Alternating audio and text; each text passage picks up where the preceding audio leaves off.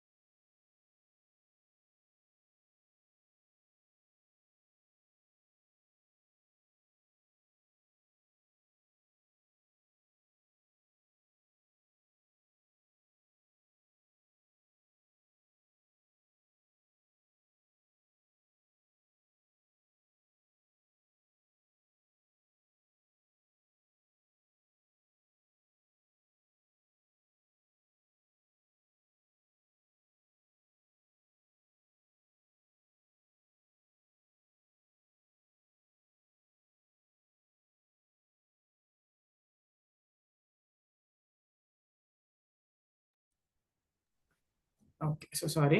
Done. So I was telling no, அந்த I'm every women க்கு நீங்க keywords விஜயலட்சுமி மேடம் இருக்கீங்களா? இந்த கீவேர்ட் செட் பண்ணும்போது விமென் அப்படிங்கிற போயம் ஹெட்டிங் எழுதிட்டு கீவேர்ட்ஸ்ல beauty innate, power and simple of power, simple hyphen power strength, life at stake but real and fake, life risk எடுத்து அவங்க ரியலாவும் ஃபேக்காவும் இருக்காங்க. இந்த 5 வேர்ட்ஸ் மட்டும் நீங்க ஃபர்ஸ்ட் ஆன்சருக்கு எழுதி வச்சீங்கன்னா உங்களுக்கு மீனிங் கேட்டாலும் ஓகே, போயம் லைன்ஸே திருப்பி எழுத சொன்னாலும் நம்ம எழுத முடியும். அப்படிலாம் கேட்கறது கிடையாது. ரீரைட் த போயம் லைன்ஸ் எல்லாம் டிஸ்கிரிப்டிவ் ஆன்சர்லாம் கிடையாது. பட் நான் சொல்றேன், ஒரு தேவையில்ல அந்த போயமே உன்னால ரீகலெக்ட் பண்ண முடியுமானா இந்த 5 வேர்ட்ஸ் வச்சு first line of women is beauty innate, beauty innate இருந்தா எழுதிடலாம். Simple of power and strength, simple power strength இருந்தா simple of power and strength எழுதிடலாம். லைஃப் அட் ஸ்டேக்னா she is even ready to put her life at stake so that she is real and she is not fake. புரிஞ்சிச்சுங்களா keywords எப்படின்னு? யாராவது first 4 போயம்க்கு எழுதும் போது மாத்தி எழுதிருந்தீங்கனாலும் அதை யோசிக்காம கிழிச்சு போட்டுட்டு மறுபடியும் ஃபர்ஸ்ட்ல இருந்து எழுதுங்க. மறுபடியும் யார் உட்காந்து எழுதுறதுன்னு அதுல கரெக்ஷன் எல்லாம் போடாதீங்க. 100 மார்க் சொலைய வரும் இங்கிலீஷ்ல. ஒரு விஷயமுமே ஸ்லோவா போறது, ஒரு சினானிம் படிக்கிறது, ஒரு மீனிங் படிக்கிறது, ஏதாவது ஒன்னு ரெஃபர் பண்றது, அதுக்கு மட்டும் இங்கிலீஷ்ல சங்கடமே படாதீங்க. சினானிம்ஸ் வந்து அந்த புக் பேக் சினானிம்ஸ் இஸ் எனஃபா மேம்? இல்லைங்க, நாட் எனஃப். நம்ம சினானிம்ஸ் இன்னைக்கு ப்ரோஸ் பார்க்க போகும்போதுல இருந்து நான் சொல்றேன் அது எப்படி படிக்கணும். ஓகே, ஸோ போயம் மட்டும் நம்ம 4 முடிச்சிருக்கோம். போயமை மட்டும் தான் உங்களுக்கு இன்ட்ரடியூஸ் பண்ணியிருக்கேன் நான். ஸோ போயம் இன்ட்ரடியூஸ் பண்ணியிருக்கிறதுல ஃபர்ஸ்ட் ஒரு ஐடியா கிடைச்சிருக்கலாம். ஓகே, போயம்னா இப்படிதான் இருக்கும், இப்படிதான் நம்ம மீனிங் படிக்கணும், அப்புறம் லைனா அப்ரோச் பண்ணணும்னு. அது புரிஞ்சதெல்லாம் வச்சுட்டு ஒரு டெஸ்ட்டும் எழுதியிருக்கீங்க. அந்த கோட்டை ஃபுல்லா அழிச்சிட்டு இன்னையில இருந்து மறுபடியும் கூட பரோட்டா ஃபர்ஸ்ட்ல இருந்து சாப்பிட ஆரம்பிக்கலாம். ஒன்றும் தப்பாயிராது. நம்ம 4 போயமை மறுபடியும் பண்ணுமா, அது டைம் ஆகும். இன்னைக்கு நீங்க போடுற எஃபர்ட் அங்க 4 மார்க் ஜாஸ்தி ஆச்சு அப்படின்னா 92ல இருந்து 96 போயிருவீங்க. ஓவரால் கட் ஆஃப் 150ல இருந்து 154 போயிடும். குரூப் 2A மெயின்ஸ் எழுதுறதுக்கு பதிலா குரூப் 2 மெயின்ஸ் எழுதுவீங்க. ஓகே, போன தடவை மாதிரியாவது எப்படியாவது ப்ரிலிம்ஸ் பாஸ் பண்ணா போதும் மேம். அது 150ல பாஸ் பண்ணா என்ன, 145ல பாஸ் பண்ணா என்ன, இன்னைக்கு பாஸ் பண்றதோட அந்த 5 மார்க்கும் ஜாஸ்தியா வாங்கணும்ல. இங்கிலீஷை பொறுத்த வரைக்கும் ஈஸிங்கிறதுனால நம்ம என்னன்னா ஓகே பாத்துக்கலாம் ஈஸி தானே அப்படின்னு ஒரு சோம்பேறித்தனம் ஒன்று வந்துடும். we will try to postpone, we will take it for advantage, I mean we take it for granted or advantage எடுத்துக்கும் அந்த சப்ஜெக்ட். அதை பண்ணாம அதுக்குன்னு கொஞ்சம் மெனக்கட்டிங்கன்னா ஈஸி. ஓகே, அவ்வளவுதான் பண்ணணும். இப்போ நீங்க ஒரு கிளியர் ஐடியா போயம் பத்தி கிடைச்சிருக்கும், கீவேர்ட் போட்டிருப்பீங்க, ஃபிகர் ஆஃப் ஸ்பீச்க்கான டேப்லெட் காலம் போட்டிருப்பீங்க. அது உங்களுக்கு திருப்தியா இல்ல அப்படின்னா it's okay, tear that page again and start writing from fresh, you know what, from first. இந்த 4 10th ஸ்டாண்டர்ட்ல இருக்க போயம். ஸோ கண்டிப்பா 2 கொஸ்டின் 3 கொஸ்டின் இந்த போயம்ல இருந்து வரும். நம்ம 10thல இருந்து தானே போறோம். ஸோ 10thல இருந்து 4-5 கொஸ்டின் கண்டிப்பா வரும் இல்ல, அதுக்கு இந்த ஏரியால இருந்து கொஸ்டின் வரும். Okay, so keywords and figure of speech, ஆத்தரை பத்தின டீடைல்ஸ், போயமோட கான்டெக்ட் என்ன, இவ்வளவு படிச்சா போதும். பட் அதை நம்ம தெளிவா படிச்சிருக்கோமான்னு பாருங்க, ரிவைஸ் பண்ணி பாருங்க. இல்லைன்னா மறுபடியும் ஒருத்தர் கூட அந்த 4 போயமும் படிங்க. கிளியர்? ஓகே, பாயிண்ட் நம்பர் 1 அதான் அந்த கீவேர்ட்ஸ்க்கான ஸ்ட்ராட்டஜி. கீவேர்ட்ஸ்னா அதுல இருக்கிற வேர்டே நீங்க ரெப்ளிகேட் பண்ணணும், டூப்ளிகேட் பண்ணி டேப்லெட் காலம்ல எழுதுங்க. அந்த கீவேர்ட்ஸோட மீனிங் எழுதி வைக்காதீங்க. பியூட்டி இன்னேட்னா நம்ம எல்லாத்துக்கும் தெரியும், beauty by herself, beauty by from her, she is like beauty, inborn beauty அப்படிங்கிறது தெரியும். அதை எழுதி வச்சுட்டு நம்ம மைண்ட்ல அது ஸ்டோர் ஆகி சப்கான்ஷியஸ் மைண்ட்ல கொஸ்டின் பேப்பர்ல பியூட்டி இன்னேட்னா எந்த பாயிண்ட்னே கனெக்ட் ஆகாது. மசில் மெமரி மாதிரி நம்ம பிரெயின் மெமரிக்கு தான் இந்த கீவேர்ட்ஸ் பண்றோம். It's phenomena call muscle மெமரினோ.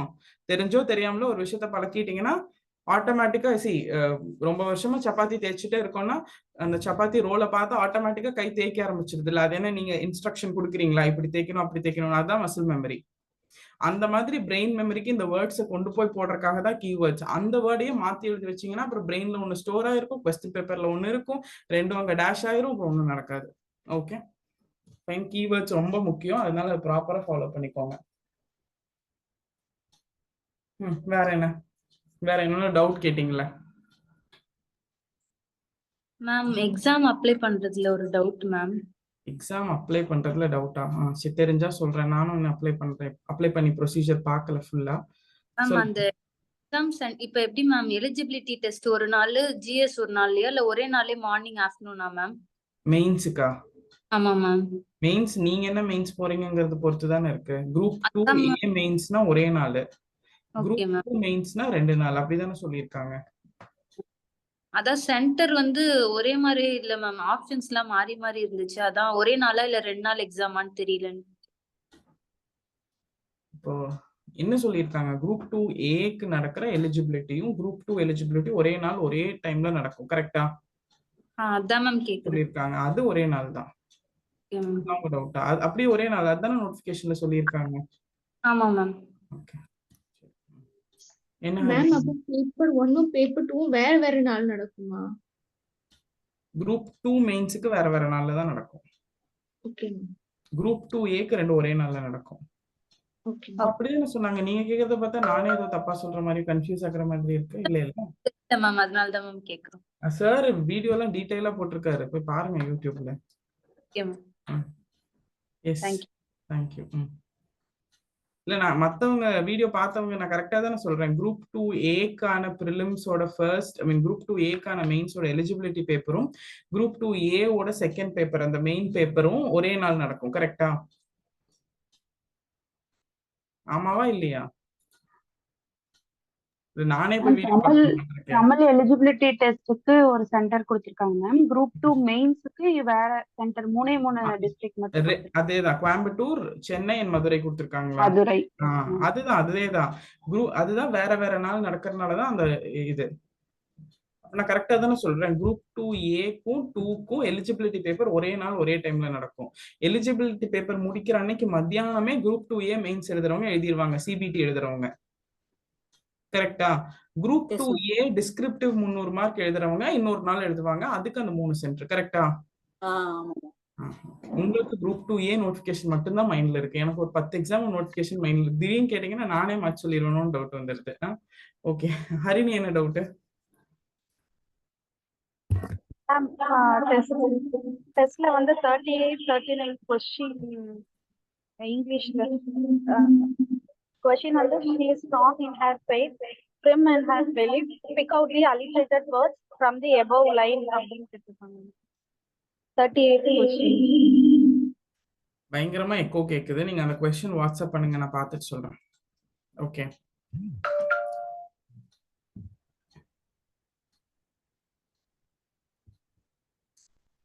Group 2 group 2A ரெண்டு பேருமே அந்த எலிஜிபிலிட்டி இது எழுதணுமா மேம்?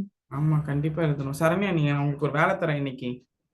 ஓகே, குரூப் 2A பத்தி நோட்டிபிகேஷன் சார் வந்து 2 வீடியோ போட்டிருக்காருன்னு நினைக்கிறேன். அந்த வீடியோ ஃபர்ஸ்ட் நீங்க போய் பார்த்து நோட்ஸ் எடுக்கணும். அதுக்கப்புறம் group 2A preliminary notification TNPC வெப்சைட்ல இருக்கு, அதை டவுன்லோட் பண்ணி அதை ஃபுல்லா படிச்சு நீங்க வந்து இன்னைக்கு நோட்ஸ் எடுக்கணும். நோட்ஸ் எடுத்துட்டு எனக்கு போட்டோ எடுத்து நீங்க அனுப்பணும் ஆஃபீஸ் நம்பருக்கு. சரியா? ஓகே சரண்யா. ஓகே, சரிங்க. இப்போ இங்கிலீஷ்ல வந்து நம்ம போயம் அண்ட் ப்ரோஸ் ரெண்டா பிரிச்சிருக்கோம். கிராமர் நம்ம இன்னும் ஸ்டார்ட் பண்ணல. ஸோ ஃபர்ஸ்ட் நான் என்ன சொல்லணும் அப்படின்னு நான் நினைக்கிறேன்னா, இங்கிலீஷை பொறுத்த வரைக்கும் பெருசா பயப்படலாம் வேண்டாம். ஆனா அதே டைம் ரொம்ப டேக் இட் ஃபார் கிராண்டடாகவும் எடுக்காதீங்க.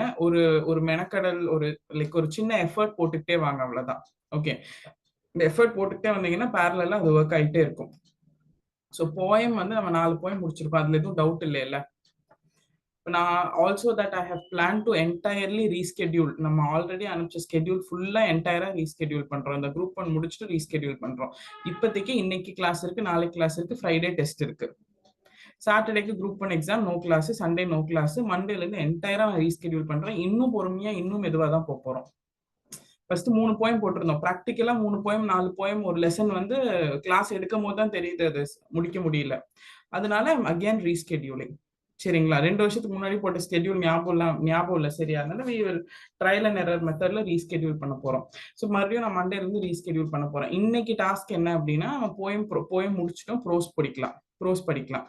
அந்த ப்ரோஸ்ல வந்து I think we have to do tempest. வேற என்ன படிக்கணும்? the last lesson and his first flight. ஆமா தானே? எஸ். இப்போ போயம்க்கு நம்ம படிக்க ஆரம்பிக்கலாம். நோட்ஸ் எல்லாம் எடுத்துக்கலாம்.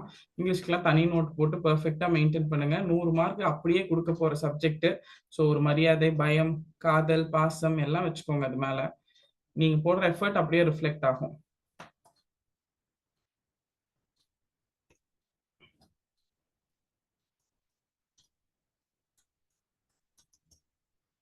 ப்ரோஸுக்கு வந்து என்ன பண்ண போறோம் அப்படின்னா, ப்ரோஸ் அப்படிங்கிறது ஒரு ஸ்டோரி.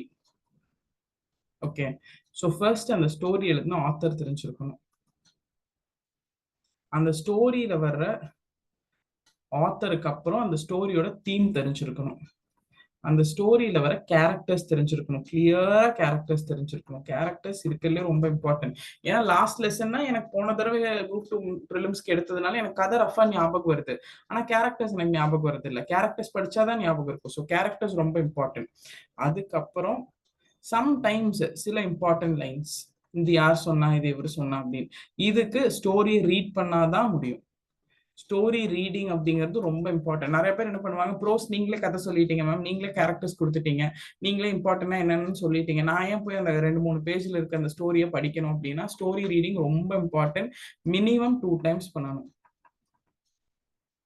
இந்த இம்பார்ட்டன்ட் லைன்ஸ் வந்து டேபுலர் காலம். இங்க ப்ரோஸ்ல என்ன டேபுலர் காலம்னா இதுதான் டேபுலர் காலம். என்ன எப்படி போடுவீங்க, இப்படி போடணும். ஸ்பீக்கர் டயலாகோ லைன்ஸோ ஏதோ ஒண்ணு, யாரு என்ன சொல்றா, அந்த ஸ்பீக்கருங்கிறவர் தான் அந்த கேரக்டர். ஓகே, இந்த படத்துல இந்த கதையில இந்த அப்பான்னு ஒரு கேரக்டர் இருக்கு, அவரு இந்த லைன் சொல்றாரு. அந்த அப்பா கேரக்டர் பேர் பிராக்கெட்ல எழுதி இருக்கணும். அவங்க இல்லைன்னா அவங்க என்ன ரிலேஷன்ஷிப்னு பிராக்கெட்ல எழுதி இருக்கணும். அந்த கேரக்டருக்குன்னே ஒரு நேம் இருக்கும்ல, அந்த நேம்ல அந்த லைன் எழுதி இருக்கணும். ப்ரோஸ்கான ஐடென்டிட்டி என்னன்னு புரிஞ்சிருச்சா? ஓகே, அதுக்கப்புறம் important lines, author, theme, characters, அதுக்கப்புறம் வெக்காபுலரி, அந்த போயம்ல இருக்கிற வெக்காபுலரி, சினோனிம்ஸ், ஆன்டோனிம்ஸ். வெக்காபுலரி ஜெனரலா எழுதுனா synonyms, ஆன்டோனிம்ஸ்.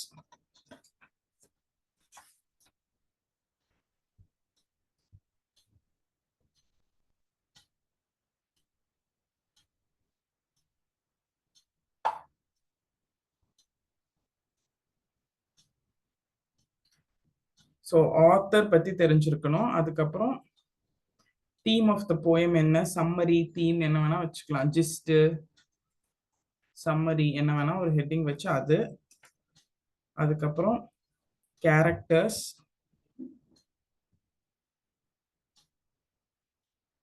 Synonyms, ஆன்டோனிம்ஸ்.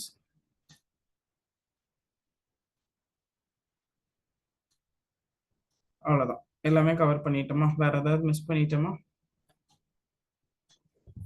Okay fine.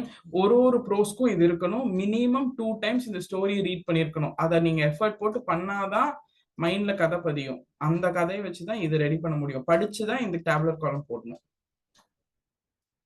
Clear? So ப்ரோஸுக்கு அப்படியே நம்ம என்ன பண்றோம், சாரி போயம்க்கு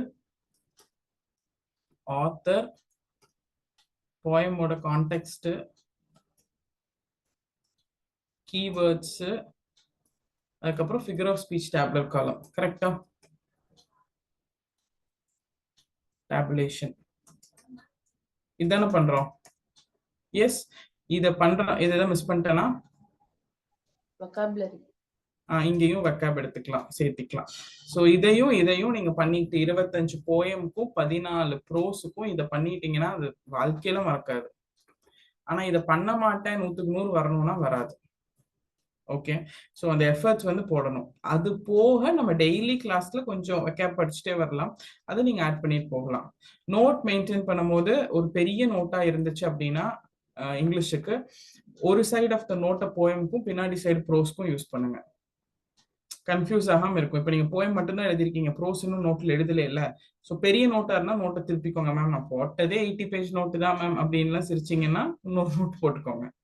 நம்ம மக்கள் அதுலயும் விவரம், மேம் சின்ன நோட்டு தான் போட்டேன் இங்கிலீஷ்க்கு அப்படின்வாங்க. அப்ப இன்னொரு தனி நோட் போட்டுக்கோங்க போயம்க்கு, ப்ரோஸுக்கு. இல்ல பெரிய note, it's big note, quite enough note அப்படின்னா ஓகே, பின்னாடி திரும்பி ப்ரோஸ் எழுதிட்டு வாங்க. ஓகே, அந்த எக்ஸ்ட்ரா வெக்காபுலரிஸ் ப்ரோஸ் சைடே எழுதிக்கலாம், போயம் சைடு எழுதாம ப்ரோஸ் சைடு எழுதிக்கலாம். என்னெல்லாம் சொல்ல வேண்டியது இருக்கு பாருங்க. இதெல்லாம் சொல்லிதான் உங்களை பாஸ் பண்ண வேண்டியது இருக்கு. நோட்டு போடுங்க, இப்படி எழுதுங்க, அப்படி எழுதுங்க. கிளியரா? அப்போ இப்போ இந்த போயமும் ப்ரோஸையும் முடிச்சுட்டு we will go to grammar. Clear? Done? Okay. எப்போ எக்ஸாம்? செப்டம்பர் 14. இன்னும் நமக்கு 60 டேஸ் இருக்கு. கரெக்டா? இன்னைக்கு 10ஆம் தேதி தான் ஆச்சு. இன்னும் 60 நாள் இருக்கு. ஸோ ஃபர்ஸ்ட் இங்கிலீஷை பார்த்து பயப்பட வேண்டாம். ஐயோ இங்கிலீஷ் முடிச்சிருவோமா அப்படிலாம் இல்லை. தமிழே ஜாலியா இருக்காங்க. ஓகே, நம்ம டார்கெட் வந்து தமிழ் ஸ்டூடெண்ட்ஸ் 92 போட்டாங்கன்னா நம்ம 98 போடணும். நம்ம காம்படிஷனே அவங்க தான். அவங்க சிக்ஷா ஸ்டூடெண்டா இருந்தாலும் சார் ஸ்டூடெண்டா இருந்தாலும் நம்ம காம்படிஷன் அவர் தான். எஸ், அந்த காம்படிஷன்லாம் இல்லாம வாழவே முடியாது. It's healthy competition. ஆனா லாஸ்ட் டைம் இப்போ ஒன்லி இங்கிலீஷ் ஸ்டூடெண்ட்ஸ் மட்டும் இருக்கிறதுனால சொல்றேன், தமிழ் சூஸ் பண்ண நிறைய பேருக்கு வந்து மெயின்ஸ் கிளியர் ஆகல. ஓகே, ஸோ இங்கிலீஷ் சூஸ் பண்ணியிருக்கிறது ஒரு வகையில் அட்வான்டேஜ் தான், நல்லா படிச்சீங்கன்னா. ஸோ தமிழ்ல அவங்க எவ்வளோ கஷ்டப்பட்டு 60 நாள் உயிரை கொடுத்து படிச்சாலும் 86, 87, 88 தமிழ்ல இருந்து வந்தவங்களும் நிறைய பேர் இருக்கீங்க. ஸோ அதனால சொல்றேன் 86, 88 அதுதான் கிரேட் ஸ்கோர். ரொம்ப எக்ஸலன்ட் ஸ்கோர்னா 92 வரைக்கும் போவாங்க. ஆமா தானே? எஸ். ஆனா நம்ம அந்த அளவுக்கு எக்ஸலண்டா படிச்சா 95, 96 போயிடலாம்.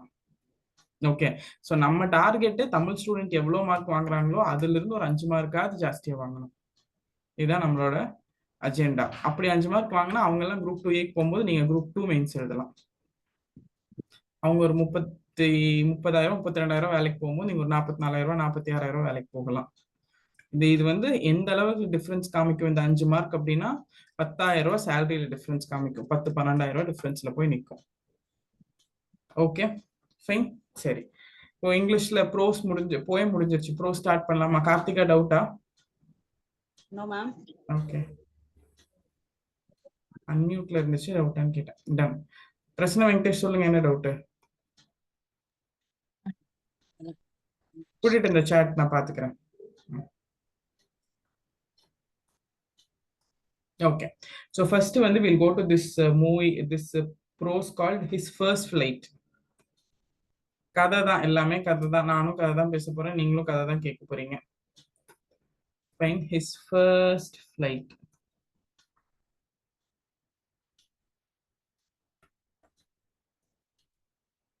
The first flight அப்படின்னா ஃபிளைட்னா என்ன? FLIGHT aeroplane ma'am, flight ma'am. அப்படின்னா ஃபிளைட், ஃப்ளையிங்னா பறக்கிறது. ஃபிளைட் அப்படின்னா first take off, first fly, அந்த மாதிரி. ஸோ பறக்கிற அனுபவம். ஸோ ஹிஸ் ஃபர்ஸ்ட் ஃப்ளைட்டோட மீனிங் என்னன்னா an experience of flying. அதான் அதோட மீனிங். an experience, ஒரு ஃப்ளையிங்கோட எக்ஸ்பீரியன்ஸ். ஃபர்ஸ்ட் டைம் ஃப்ளையிங் எக்ஸ்பீரியன்ஸ்னு எழுதிக்கலாமா? அதோட மீனிங்னா ஃபர்ஸ்ட் டைம் யாரா பறந்தா என்ன எக்ஸ்பீரியன்ஸ் இருக்கும்? First time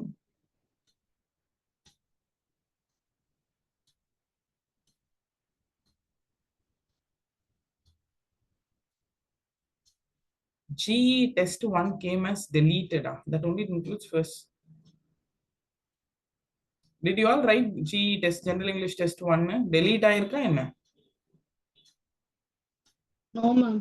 No, ma'am. இல்ல மேம், அட்டெண்ட் பண்ண அப்டேட்டட் லிங்க் வந்திருக்காங்க மேம். ஃபர்ஸ்ட் அப்படிதான் இருந்துச்சு, செகண்ட் அப்டேட்டட் லிங்க் வந்திருக்கு ma'am. Okay, first one attend பண்ணிட்டேன் மேம். ம். இப்போ திரும்ப அந்த லிங்க் பிரஸ் பண்ணா அந்த டெலீட்டட்னு வருது. அந்த மாதிரி இப்போ நீங்க ஃபர்ஸ்ட் டைம் அட்டெம்ப்ட் பண்ணதுக்கு அப்புறம் இப்போ வரும்போது டெலீட்டட்னு இருக்கா? அந்த லிங்க் அப்படிதான் மேம் வருது. மேம் ஃபர்ஸ்ட் லிங்கே அப்டேட்டட்னு கொடுத்திருக்காங்களா, அது ஒர்க் ஆகுது. மறுபடியும் மெயில் ஒரு வாட்டி செக் பண்ணுங்க. அப்டேட்டட்னு ஒரு லிங்க் இருக்கு மேம், அதுல பாருங்க. இன்னைக்கு கிளாஸ் முடிஞ்சிட்டு இப்போ இந்த கிளாஸ் ரெக்கார்டிங் எல்லாத்துக்கும் அனுப்புவாங்கல்ல, அப்ப நான் மறுபடியும் கரெக்டான லிங்க் எடுத்து மறுபடியும் அனுப்ப சொல்றேன். உத்தரவு எழுதாதவங்க எழுதிக்கோங்க. Done. So his first flight அப்படிங்கிறது first time somebody is experiencing the feel of flying வச்சுக்கலாமா? first time experience of முதல் பறக்கிற அனுபவம், அதான் அதோட meaning. first time experience of flying. So author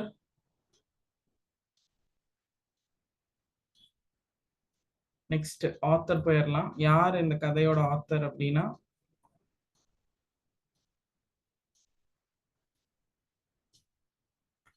LIAM, Liam O'Flaherty.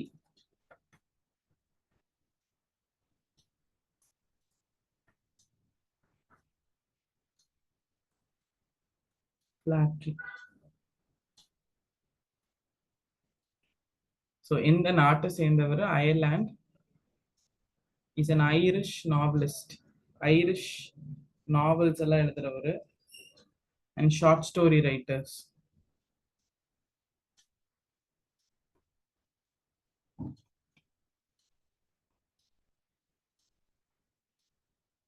And he belongs to Communist Party of Ireland. அயர்லாண்டோட communist party சிபின்னு எழுதினா எழுதிருப்பீங்களா, கம்யூனிஸ்ட் பார்ட்டி. சிபிஐ அப்படின்னா கம்யூனிஸ்ட் பார்ட்டி ஆஃப் இந்தியா, அங்கேயும் சிபிஐ தான். ஸோ கம்யூனிஸ்ட் பார்ட்டி ஆஃப் அயர்லாண்டை சேர்ந்தவர்.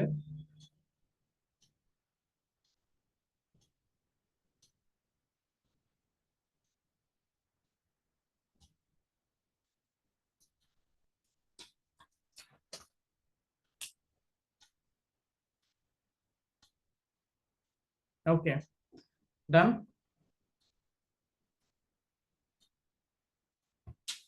Next, இந்த ஸ்டோரியோட தீம் என்ன அப்படின்னா,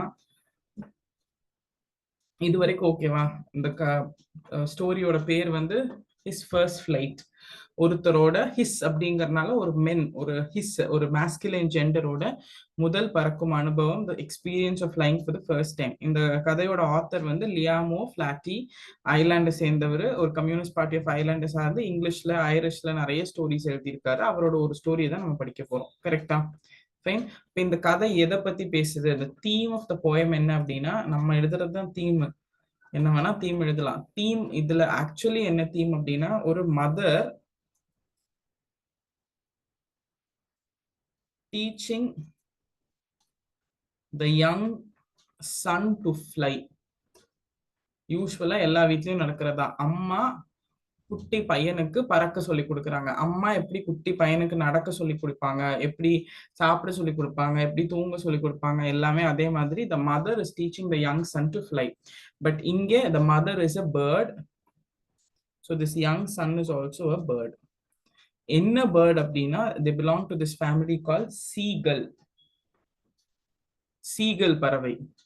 ஓகே, ஸோ மதரும் ஒரு சீகல், பையனும் ஒரு சீகல். ஸோ பிறந்த ஒரு சின்ன சீகலுக்கு அதோட அம்மா பறவை பறக்கிறதுக்கு சொல்லி கொடுக்குது. பறக்கும் போது எல்லாத்துக்குமே அந்த கஷ்டம் இருக்கும்ல, பயம் இருக்கும். It be very scared, it be very hesitant, ரொம்ப ரிலக்டண்டா இருக்கும். ரிலக்டன்ட் அப்படிங்கிற வேர்டு எந்த போயம்ல யூஸ் பண்ணோம்? Unreluctant soul.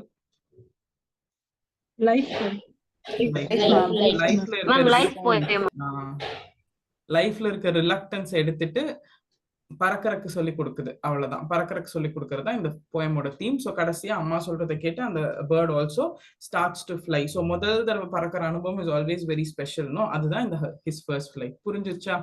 இப்ப அந்த கீவேர்ட் ரிலக்டன் நீங்க எழுதி வச்சிருக்கனால தான் ரிலக்டன் ஞாபகம் வருது. இல்லைன்னா 4 போயம்ல என்ன வேர்ட் இருக்கு நமக்கு ஞாபகம் வருமா?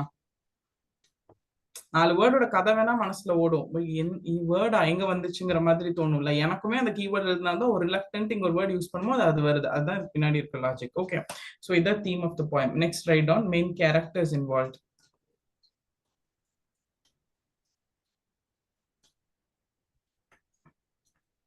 மெயின் கேரக்டர்ஸ் இன்வால்வ்ட் எல்லாருமே சீகல்ஸ். சரியா? சோ மதர் சீகல், ஒரு அம்மா சீகல், ஒரு ஃபாதர் சீகல், அப்பா சீகல், 2 brothers, 2 brother seagulls,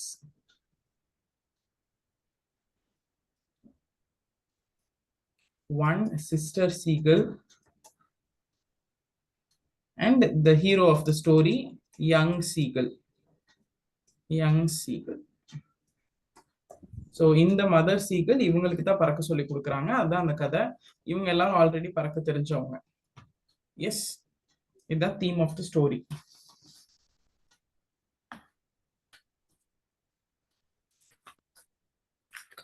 இது வரைக்கும் ஏதாவது டவுட் இருக்கா?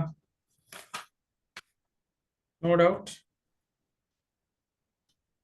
ஓகே, ஒரு சின்ன கதை, சின்ன டயக்ராம்.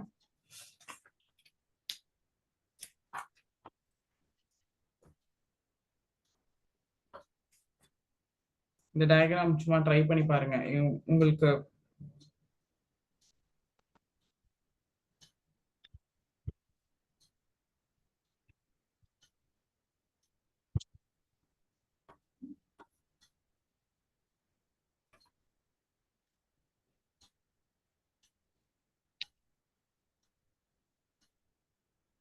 நான் கூட நல்லா தான் வரைவேன் போல.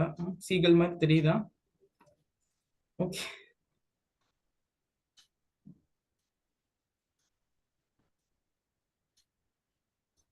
வரைய நல்லா வரைய, நிஜமாவே நல்லா வரையற யாராவது இருந்தா மன்னிச்சிருங்க. ஐயோ, ஓவரா பேசினதுக்கு அப்புறம் எப்படி வரையணும்னு தெரியல.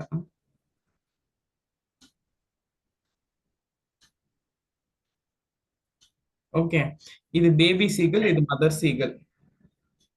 ஃபைன். இது அந்த யங் ஒன், இதுதான் பறக்க தெரியாது. இது வந்து ஒரு பாறை, ஒரு கிளிஃப், ஒரு பாறை அப்படி வச்சுக்கலாமா? இது ஒரு கிளிஃப்னா தெரியும் இல்ல, போய் போட்டோஸ் எல்லாம் எடுத்துட்டு வரீங்கல்ல, அங்க நின்று செல்ஃபி எடுத்து நிறைய பேர் உளுந்தெல்லாம் செத்துறாங்கல்ல. அந்த கிளிஃபோட எட்ஜில் நின்று செல்ஃபி எடுக்க ட்ரை பண்ணா உயிர் கிளிஃபோடவே போயிருச்சு.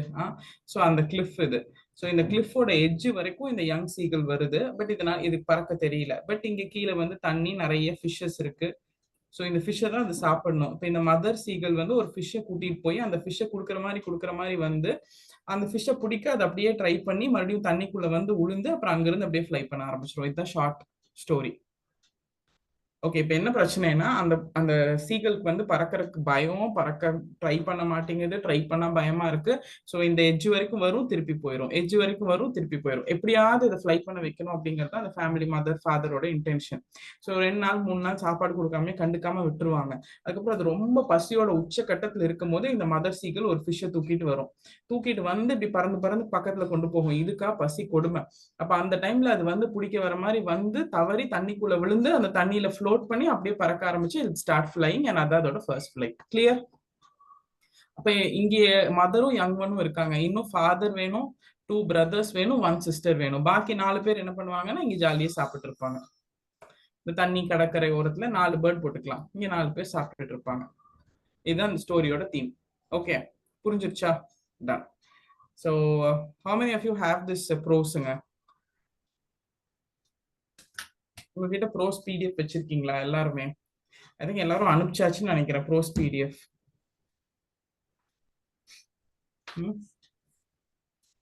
இருக்கா? எல்லாத்துக்கிட்டையும் இருக்கா? ஓகே, இருந்துச்சு அப்படின்னா இந்த ஃபர்ஸ்ட் ப்ரோஸ் மட்டும் நான் எப்படி படிக்கணும் அப்படின்னு சொல்லிடுறேன். ஆனா எல்லா ப்ரோஸெல்லாம் நம்ம கிளாஸ்ல படிக்க முடியாது. பட் இந்த ஃபர்ஸ்ட் ப்ரோஸ் மட்டும் நீங்க ஜஸ்ட் அண்டர்ஸ்டாண்ட். ஃபர்ஸ்ட் ப்ரோஸ் மட்டும் மேபி நம்ம ட்ரை பண்ணலாம். அதுக்கப்புறம் நீங்க படிச்சுக்குவீங்க நான் கதை சொன்னாலே அப்படிங்கிறது உங்களுக்கு தெரிஞ்சிடும். ஸோ இந்த ஃபர்ஸ்ட் ஃபிளைட்ல ஒரு எத்தனை பேஜ் இருக்கு? ஒரு 2 பேஜ் 3 பேஜ் இருக்கா? நானும் நீங்க வச்சிருக்க அதே பிடிஎஃப் தான் வச்சிருக்கேன். Fine.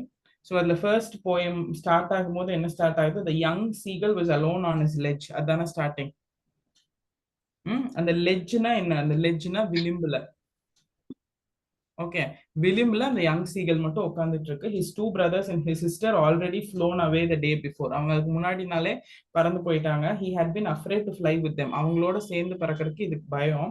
Somehow when he had taken a little run forward to the brink of the ledge, அந்த விளிம்பு வரைக்கும், brink அப்படின்னா அந்த முனை வரைக்கும்னு வச்சுக்கலாமா? விளிம்பு வரை அப்படின்னா இல்ல இந்த முனை வரை. மறுபடியும் ஃபர்ஸ்ட்ல இருந்து we'll start. எல்லாரும் வச்சிருக்கீங்களா அந்த ப்ரோஸ்? இல்லையா? யார்கிட்டயாவது இல்லையா? இல்லைன்னா மொபைல்லையாவது அந்த காப்பி யூஸ் பண்ணுங்க அந்த ஃபர்ஸ்ட் ப்ரோக்கு மட்டும். இதை நான் எக்ஸ்பிளைன் பண்ணிடுறேன், அதுக்கப்புறம் maybe you can try it on your own. Everybody is having. நான் இப்படி படிச்சு எக்ஸ்பிளைன் பண்ணா ஃபாலோ பண்ற அளவுக்கு அந்த ப்ரோஸ் இருக்கா கையில? வழி இல்ல, ப்ரோஸுக்கு அது ஒண்ணுதான் பண்ண முடியும். Okay, all of you are having. Fine. ஃபர்ஸ்ட்ல இருந்து ஸ்டார்ட் பண்றேன், ஸ்லோவா போறேன். நோட்டு பென்னு கையில வச்சுக்கோங்க. பிடிஎஃப்ல படிக்கிறதுனால அண்டர்லைன் பண்ண முடியாது, அங்க வேணுங்கிறத நோட்ல எழுதிக்கலாம். ஓகேவா? Done. Okay, so I am starting. நானும் நோட்டு பென் வச்சுக்கலாமா? ஸோ நீங்க எழுதுவீங்க, அப்ப எழுதிக்கலாம். The young seagull was alone on his ledge. Okay, ledge அப்படின்னா ஒரு பெரிய கிளிஃப்ல, ஒரு பாறையோட ஒரு ஓரத்துல விளிம்புல அந்த யங் சீகல் வந்து நின்றுட்டு இருக்கு. அப்ப லெட்ஜ்னா you can write on the meaning. விளிம்புல இல்ல ஆன் த எட்ஜ். லெட்ஜுங்கிறதுக்கு பின்னாடியே உங்களுக்கு மீனிங் கொடுத்துருக்காங்க. a narrow shelf that just out from a vertical surface. ஒரு ரிட்ஜ் மாதிரி இருக்கா அதுலயே glossary-ல? இருக்கா இல்லையா? இருக்கு மேம். ஓகே, அப்ப இப்போ நம்ம ஃபர்ஸ்ட் இப்ப என்ன எழுதியிருக்கோம்? ப்ரோஸுக்கு ஹெட்டிங் எழுதியிருக்கோம், ஆத்தர் எழுதியிருக்கோம், தீம் எழுதியிருக்கோம், கேரக்டர் எழுதியிருக்கோம். கரெக்டா? அதுக்கப்புறம் ஸ்டோரி லைன் இப்ப நான் சொல்லிட்டேன். அந்த ஸ்டோரி லைன் டயக்ராம் போட்டு எழுதுறதுக்கு ஒரு ஹாஃப் பேஜ் விட்டுட்டு அதுக்கப்புறம் பின்னாடி திருப்பி வெக்காபுலரின்னு எழுதி ஃபர்ஸ்ட் வெக்காபுலரி லெட்ஜ் எழுதுங்க. ஃபாலோ பண்ண முடியுதா? ஓகே. Hello ma'am. சொல்லுங்க மேம். சாரி மேம், கொஞ்சம் ரிப்பீட் பண்ணுங்க மேம். எதை ரிப்பீட் பண்றது? இது இப்படி வைக்க சொன்னீங்களா மேம், நோட்ஸ் கையில, நோட்ஸ் கையில? இல்ல மேம், கொஞ்சம் ரிப்பீட் பண்ணுங்க மேம். சாரி. ப்ரோஸே இல்லையா உங்ககிட்ட? மேம் உங்களுக்கு மெயில் வரலையா இல்ல இப்போ இல்லையா? இப்ப இல்ல மேம் கையில. இப்போ இல்லையா? ம். சரி ஓகே. பட் ஆக்சுவலி கஷ்டம் தான். அப்போ சரி பார்க்கலாம். ஸோ ப்ரோஸ்ல நம்ம என்ன பண்றோம்னா ஃபர்ஸ்ட் டைட்டிலோட மீனிங், அதுக்கப்புறம் தீம் எழுதுறோம், அதுக்கப்புறம் கேரக்டர்ஸ் எழுதுறோம், அப்புறம் சம்மரி இல்லைன்னா ஸ்டோரி லைன் என்ன அப்படின்னு சம்டைம்ஸ் தேவைப்படுற இடத்துல ஒரு டயக்ராம் போடலாம் நம்மளே.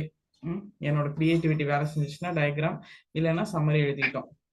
ஓகே, இதுக்கப்புறம் இப்போ வெக்காப் எழுத ஆரம்பிக்கலாம். இந்த சம்மரி ஸ்டோரி லைனை மட்டும் கொஞ்சம் பெருசா விட்டு எக்ஸ்ட்ரா கேப் வச்சுக்கோங்க. நம்ம இப்பதான் கதை படிக்க ஆரம்பிக்கிறோம். ஏதாவது வேணும்னா இங்க வந்து ஆட் பண்ற மாதிரி. புரியுதா? புரியுற மாதிரி இருக்கா? இதுக்கு ஒரு பேஜ் கூட விட்டுக்கோங்க. ஏதாவது நம்ம கதை ஓவரால் கதை தெரியும், பட் ஏதாவது ஆட் பண்ணணும்னா இந்த இடம் கேப் வேணும். அதுக்கப்புறம் vocabulary. So first start writing with ledge. லெட்ஜ்னா தமிழ்ல விளிம்பு, இல்லைன்னா உங்களுக்கு பின்னாடியே கொடுத்துருக்காங்க narrow shelf that juts out. A narrow shelf that juts out from a vertical surface. Okay. So ஒரு யங் சீகல் மட்டும் அலோனா ஒரு விளிம்புல, ஒரு பாறையோட விளிம்புல நின்று பார்த்துட்டு இருக்கு. Yes, his two brothers and a sister had already flown away the day before. So அதுக்கு முன்னாடி நாளே அவங்க 2 பிரதர்ஸும் சிஸ்டரும் பறந்து போயிட்டாங்க. He had been afraid to fly with them. அவங்களோட சேர்ந்து பறந்து போறக்கு இந்த குட்டி சீகலுக்கு பயம். So somehow when he had taken a little run forward to the brink of the ledge,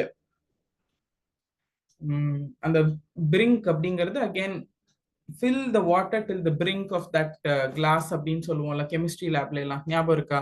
அந்த brim வரைக்கும் ஃபில் பண்ணிட்டு வாங்க, brink வரைக்கும் ஃபில் பண்ணிட்டு வாங்க அப்படின்னா the brink is again edge. So where did I live? Somehow when he had taken a little run forward to the brink of the ledge and attempted to flap his wings, he became afraid. திரும்பி ஓடி போய் ஒரு தடவை பறக்கலான்னு அந்த wings flap, அந்த wings flap அப்படிங்கிறது அது it should flap to fly, the first step. Okay, flapனா தெரியுது இல்ல, டக்குன்னு அந்த ஒரு விரிச்சிட்டு பறக்கிறது. அது ஃபிளாப் பண்ணலாம்னு நினைக்கும் போது மறுபடியும் அஃப்ரைட் ஆயிருது. The great expanse of sea stretched down beneath and it was such a long way down, milestone. அப்ப அதுக்கு எப்படி தோணுது அப்படின்னா, கீழே பார்த்தா ஒரு expanse of sea stretched, expanse, EXPANSE, expanse of sea stretched அப்படின்னா பயங்கரமா விரிஞ்சு பறந்து அகண்டமா காணப்படுற ஒரு கடல். Expanse, EXPANSE, எக்ஸ்பான்ஸ் அப்படின்னா பயங்கரமா விரிஞ்சு பெருசா அகலமா பறந்து காணப்படுற ஒரு sea. Expanse of sea stretch down beneath. So கீழே பார்த்தா கடல். And it was such a long way down. எப்படிதான் இங்கிருந்து அங்க போறது அப்படிங்கிற மாதிரி அது பெரிய long way. And it is like miles together, பல மைல் கடந்து அங்க போக முடியும், நம்ம எப்படி பறந்து போக முடியும்னு அதுக்கு தோன்றது. So second word you can write expanse of sea stretched அப்படின்னா விரிந்து பறந்து காணப்படுற கடல், கீழே பெரிய டிஸ்டன்ஸ் மாதிரி இருக்கு. He felt certain that his wings would never support him. So அந்த பேர்ட் என்ன நினைச்சிருச்சு, இவ்வளவு தூரம் போறதுக்குலாம் நம்ம wings சப்போர்ட் பண்ணாது. So he bent his head and ran away back to the little hole under the ledge where he slept at night. So பயந்து ஓடி திருப்பி அந்த ஹெட் bent his head, தலையை கீழே குமிச்சிட்டு திருப்பி ஓடி அந்த பாறையில ஒரு ஓட்டைக்குள்ளதானே இவங்க தங்குவாங்க நைட்டு. அப்படிதானே பேர்ட்ஸ் எல்லாம் இருக்கும், பார்த்திருக்கீங்கல்ல. back to the little hole under the ledge, அந்த லெட்ஜுக்குள்ள இருக்கிற ஹோலுக்குள்ள போய் அங்கே நைட் தூங்கிடுச்சு. ஆனா சாப்பிட்டு தூங்குதா சாப்பிடாம தூங்குதா? சாப்பிடாம தூங்குது. அவங்க பிரதர் சிஸ்டர் எல்லாம் நேத்தே பறந்து போயிட்டாங்க, இதுக்கு பறக்க முடியல, அதனால சாப்பிடாம தூங்குது. ஓகே, கடைசியில ஸ்கூல் இங்கிலீஷ் டீச்சர் ஆக்கிட்டீங்களா என்ன? even when each of his brothers and his little sister, whose wings were far shorter than his own, ran to the brink, flapped their wings and flew away, he failed to muster up courage to take that plunge which appeared to him so desperate. Okay, அந்த young சீகளோட உங்களை relate பண்ணிக்கோங்க இதுக்கு மேல. அப்ப கதை இன்னும் ஈஸியா இருக்கும். Even when each of his brothers, அவங்களோட 2 பிரதர்ஸும் அவங்க லிட்டில் சிஸ்டரும், குட்டி சிஸ்டரும், அவங்களோட விங்ஸ் எல்லாம் இவங்களோட ஷார்ட்டரா இருந்தாலும், இந்த பறக்க பயமா இருக்கிற இந்த சீகளோட ஷார்ட்டரா இருந்தாலும், even when it is short, அவங்க வந்து ரேன் ஓடி போய் அந்த பிரிங்க், அந்த எட்ஜ் வரைக்கும் ஓடி போய் அவங்களோட ரெக்கைய விரிச்சுட்டு ஃபிளாப் பண்ணிட்டு, ஃபிளாப்னா அடிக்கிறது, அடிச்சுதானே பறந்து போகும். பீகாக் எல்லாம் ஒரு ஃபிளாப் பண்ணி போகும்போது பயங்கர சவுண்ட் கேட்கும், பார்த்திருக்கீங்களா? ஒரு பீகாக் கீழ இருந்து மேல குதிக்குது அப்படின்னா பயங்கரமா சவுண்ட் கேட்கும். மார்னிங் கிளாஸஸ்ல பாத்துருந்தீங்கன்னா 6 to 8 கிளாஸ்ல ஒரு 7:30 அந்த மாதிரி நான் ஜன்னல் திறந்து பார்ப்பேன். ஒரு இந்த ஏரியாலயே தான் ஒரு பீகாக் இருக்கு. 7:30 வரைக்கும் தூங்கும்னு நினைக்கிறேன். 7:30க்கு ஒரு பெரிய ஃபிளாப் போட்டு மேலே ஏறும். ரெகுலரா மார்னிங் கிளாஸ் அப்போ I can hear that flop sound. குட்டி பேர்ட்ஸ்க்கு ஃபிளாப் சவுண்ட் கேட்காது, but peacock when flaps its wings it will hit the body and it will make a huge sound. So அந்த சவுண்ட்ல வந்து பறக்கும். ஸோ அந்த அவங்க பிரதர்ஸ் அண்ட் சிஸ்டர்ஸ் குட்டி wings வச்சிருந்தாலும் பயமே இல்லாம அந்த பிரிங்க் வரைக்கும் ஓடி போய் அதை ஃபிளாப் பண்ணி அந்த விங்ஸை ஃபிளாப் பண்ணி அந்த கரேஜ் ஓட அவங்க பறந்து போயிடுறாங்க. ஆனா இவருக்கு வந்து அந்த கரேஜ் மஸ்டர் பண்றதுக்கான என்ன சொல்றது தைரியம் இல்லை. So he is like not able to do it. அந்த மஸ்டர் ஆஃப் கரேஜ் எழுதிக்கலாம் அடுத்த 3வது வெக்காபுலரியா. ஃபிளாப்னா அடிக்கிறது, அது ரொம்ப காமன் வேர்டு தான், பறந்து அடிக்கிறது. ஸோ மஸ்டர் அப் கரேஜ்னு ஒரு வேர்டு இருக்கா. he failed to muster up courage. Muster up கரேஜ்னா தேவையான தைரியத்தை வரவழைச்சுக்கிறது தான் muster up courage. You should muster up courage to prepare for exams இந்த நெக்ஸ்ட் 60 days. தைரியத்தை வர வைக்காம இருந்தா ஒன்றும் பண்ணவே முடியாது. Jason, I understand you don't have this brochure. நீங்க இன்னும் நீங்க நடத்துறீங்கல்ல அதோடைய அந்த இது ப்ரோஸ் இல்ல மேம். ஓகே, அது ஒன்றும் பிரச்சனை இல்லை. இப்போ ஒரே நிமிஷம் நீங்க இன்னைக்கு காலையில் தானே உங்களுக்கு எல்லாம் அனுப்பிச்சிருப்பாங்க. அவங்களுக்கு கூப்பிட்டு எனக்கு ப்ரோஸ் மட்டும் அனுப்ப சொல்லுங்க. இப்போ 2 secondsல அனுப்பிடுவாங்க. ஓப்பன் பண்ணிக்கோங்க. ஓகேவா Jason? Okay ma'am. So mustard up courage to take that plunge. அந்த பிளஞ்சுனா என்னங்க? டேக்கிங் தட் பிளஞ்ச் குதிக்கிறது, டைவ் பண்றது, டைவ் குதிக்கிறது. இந்த நம்ம சின்ன சின்ன வில்லா பூல்ஸ்க்கெல்லாம் போனா பிளஞ்சு பூல்னு ஒண்ணு இருக்கும் தெரியுமா? பூல் வில்லாமா, அங்க போனா பிளஞ்சு தான் வச்சிருப்பான். தெரியுமா பிளஞ்ச் பூல்னா என்னன்னு? ஒரே ஒரு ஜம்புக்கு தான் பூல் இருக்கும், அது பேரு தான் plunge pool. Your big swimming pools are big ones. plunge pool அப்படிங்கிறது you can just get inside that pool. It will be very less in depth. Okay, pool கிட்ஸ்க்குலாம் இருக்குமே அந்த மாதிரி. அது பேரு கிட்ஸ் ஸ்விம்மிங் பூல். அது கூட 3 feet 4 feet இருக்கும். Swimming Phule கிடையாது. plunge அப்படிங்கிறது it will just be like ஒரு 4x4 3x3 ஒரு குட்டி ஏரியா மாதிரி. யூ கேன் அதுக்குள்ள ஏதாவது ரோஸ் பெட்டல்ஸ் எல்லாம் போட்டு பூல் டெக்கரேஷன் மாதிரி பண்ணியிருப்பாங்க. கேட்டா பிளஞ்ச் பூல் வில்லா அப்படின்னு சொல்லுவான். பிளஞ்ச் அப்படிங்கிறது just a small jump, just a small drop, அவ்வளவுதான் அதோட டிஸ்டன்ஸ். ஓகே, அந்த ஒரு ஜஸ்ட் அ ஜம்ப் கூட பண்றதுக்கு இதுக்கு தைரியம் இல்லை. ஒரு சடன் ஜம்ப்னு எழுதிக்கோங்க. பிளஞ்சுனா ஒரு சடன் ஜம்ப். அது அந்த பிளஞ்ச் பூலுக்குள்ள சடனா ஒரு ஜம்ப் மட்டும் தான் பண்ண முடியும், ஸ்விம் எல்லாம் பண்ண முடியாது. ஏன்னா ஹைட், வெயிட், பிரெத் எல்லாமே குட்டி. அது பேர் தான் பிளஞ்ச் பூல். ஓகே, ஸோ இதுக்கு வந்து அந்த சடன் ஜம்புக்கு கூட பயம். So it's still afraid to take that plunge which appear to him so desperate. அதெல்லாம் எப்படிடா பண்ண முடியும்? It look so desperate. What is so desperate?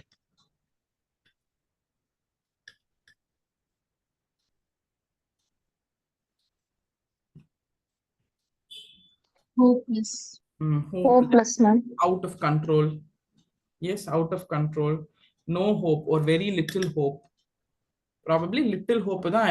I'm very desperate. I don't know how I'll do அப்படின்னு சொன்னா ரொம்ப சின்ன hope தான் இருக்குன்னு அர்த்தம். இது வரைக்கும் புரிஞ்சிருச்சா? இதுக்கு வந்து பறக்கணும்னு ஆசை, ஓடி வருது, பறக்க ட்ரை பண்ணுது. அவங்க பிரதர்ஸ் சிஸ்டர்ஸ் எல்லாம் நேத்தே பறந்து போயிட்டாங்க. அவங்க இதோட குட்டி வெங்சி ஆனாலும் பறந்து போயிட்டாங்க. இது எதுவும் பண்ணவே முடியல. ஸோ அதுக்கு அடுத்த லைன் போலாம். His father and mother had come around calling to him shrilly. SHRILLY. Shrilly. ஷ்ரிலினா என்ன? டோன்ட் ஷ்ரில் அரவுண்ட் இந்த கிளாஸ் அப்படின்னு சொல்லுவாங்கல்ல. சும்மா கூச்சலும் அமளியுமா இருக்குது. Parliament was shrilling yesterday. என்ன கத்திக்கிட்டே இருக்கிறது, கூச்சல் இடுறது, அதுதான் shrilling. Okay, so it came shrilling. அந்த ஃபாதரும் மதரும் வந்து பறந்து வா, இன்னும் பண்ணிக்கிட்டே இருக்க, உட்காந்துக்கிட்டே இருக்க அப்படின்னு திட்டுறாங்க. scolding him, threatening to let him starve on his ledge unless he flew away. அப்ப threateningனா என்ன ஏதோ பயப்படுத்துறாங்க. என்ன பயப்படுத்துறாங்க? to let him starve. இங்கேயே உன்னை பசியிலேயே போட்டுருவோம் நீ ஃப்ளை பண்ணி வரல அப்படின்னா. we will not give you any food unless you fly, you will starve here. நீயா படிச்சு பாஸ் பண்ணாதான், இல்லைன்னா ஒண்ணுமே பண்ணவே முடியாது. அந்த சிச்சுவேஷன் தான். நீயா பறந்து போனாதான் மம்மம், இல்லைன்னா நோ மம்மம். அந்த category. But for the life of him he could not move. அவனுக்கும் ஆசைதான், ஆனா ஒரு லைஃப் ஆஃப் ஹிம் அப்படின்னா என்ன, அந்த வாழ்க்கையோட மொத்த பயத்துல அவனால நகர கூட முடியல. ஓகே, ஸோ தீம் இங்கே கிடைச்சிருச்சா? Brother sisters are flying, mother and father they want this little one to fly, so they come and scold him, but he also wants to fly. இந்த பேர்டுக்கு வந்து ஃப்ளை பண்ண வேண்டாங்கிறதெல்லாம் கிடையாது, also he wants to fly, but ஏதோ ஒரு பயங்கர பயம், அவ்வளோ தூரம் என்னால் போக முடியாது அப்படிங்கிற அந்த பயத்தினால இவர் ஃப்ளை பண்ணல. ஓகே, அவ்வளோதான், தீமே அவ்வளோதான். Next, that was 24 hours ago, since then nobody had come near him. 24 மணி நேரம் ஆயிடுச்சு. ஏன்னா அவங்களோட அஜெண்டா என்னன்னா, எப்படியாவது இதை பறக்க வைக்கணும். Every time we come and give food here, நம்ம இவங்க பறக்க மாட்டாங்க. ஸோ இந்த பேர்டை வந்து 24 மணி நேரம் கண்டுக்காம முட்டணும். இப்போ பசி வரும், வேற வழி இல்லை, பறந்துதான் ஆகணும் ஒரு சுச்சுவேஷன்ல இவன் பறந்துருவான் அப்படிங்கறது அவங்க agenda. So that was 24 hours ago, since then nobody had come near him.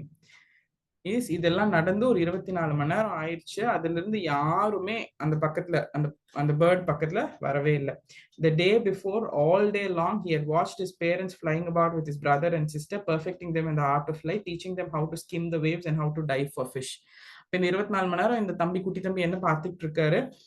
He had watched his parents flying about. அவங்க பேரண்ட்ஸ் பறந்து போயிட்டே இருக்காங்க. With his brothers and sisters, அண்ணாஸோட அண்ட் சிஸ்டரோட, perfecting them in the art of flight. அவங்களுக்கு பறக்க தெரியும், ஆனா அதை இன்னும் பெர்ஃபெக்ட்டா இப்படி பற அப்படி பறன்னு பெர்ஃபெக்ட் பண்ணிட்டு இருக்காங்க. உங்களுக்கும் இந்த ப்ரோஸ் படிக்க தெரியும் இங்கிலீஷ்ல. I am just trying to perfect you so that பாக்கி 14-13 ப்ரோஸ் நீங்களே படிச்சுக்கிறதுக்காக நான் பெர்ஃபெக்ட் பண்றேன். That's all. ஸோ பெர்ஃபெக்டிங் them in the art of flight, teaching them how to skim the waves. ஸ்கிம்மிங்னா என்ன? ஸ்விம்னா swimming, நீந்தறது. ஸ்கிம்னா surfing the waves on over the பண்றது, இல்லனா ஒரு ஷார்ட் ஸ்விம் கூட சொல்லலாம். அந்த இடத்த டக்குன்னு கடந்து போறது. You skim this paragraph and tell me what it is அப்படின்னு சொன்னா டக்குன்னு அந்த பேராகிராஃப்ல என்ன இருக்குன்னு பார்த்துட்டு அந்த ஜிஸ்ட் மட்டும் சொல்றது, அதான் ஸ்கிம்மிங். ஓகே, ஸோ கடல்ல வந்து அப்படியே லைட்டா ஸ்பீட் ஸ்விம் மாதிரி லைட்டா ஸ்கிம் பண்ணி அந்த வேவ்ஸை, எப்படி வேவ்ஸை தப்பிச்சுக்கிறது, அலைகளை தப்பிக்கிறதுக்காக ஸ்கிம் பண்றது. ஸோ கடலோட பகுதியில, அந்த வேவ்ஸ் பகுதியில மட்டும் எப்படி ஸ்விம் பண்றது. ஸ்விம்மிங்னா கம்ப்ளீட் ஸ்விம்மிங் அது இல்ல, just skimming on the surface of the waves so that it could escape the waves. திடீர்னு நீங்க ஸ்விம் பண்ணிட்டு இருக்கு, வேவ்ஸ் இப்படி வரும், வேவ்ஸ் மூடும் போது இப்படி மேல ஸ்கிம் பண்ணி போகணும்ல, அதை தப்பிக்கிறக்கா அந்த ஸ்கிம்மிங் சொல்லி கொடுக்குறாங்க. அண்ட் எப்படி டைவ் பண்ணி எப்படி உள்ள ஆழமா போய் டேக் த ஃபிஷ், இது எல்லாமே அந்த பிரதர்ஸ் அண்ட் சிஸ்டர்ஸ்க்கு அம்மாவும் அப்பாவும் சொல்லி கொடுத்துட்டு they were all flying around. இதை இந்த சீகல் பார்த்துக்கிட்டே இருக்கு. ஆனா இது பறக்குதா? இதுக்கு தான் பறக்க தெரியலையே. இது ஏன் பறக்கல? இதுக்கு தான் பயம். Okay, he had in fact seen his older brother catch his first herring and devour it standing on a rock. So இங்க இருந்து இந்த brink of the ledgeல இருந்து இன்னொன்னும் பாக்குது. older brother, இந்த சீகலோட அண்ணா, ஒரு first herring, herring is a fish.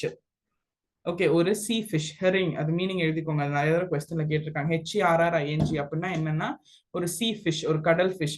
அந்த இப்படி பறந்து அவங்க அம்மா அப்பா சொல்லி கொடுக்கறத கேட்டு அவங்களோட பிரதர் ஒரு ஃபர்ஸ்ட் ஃபிஷ்ஷையும் எடுத்துட்டாரு. அண்ட் யூ டிவோர் சம்திங்னா அந்த டேஸ்ட்ல முழுகி சாப்பிடுறதா டிவோரிங்.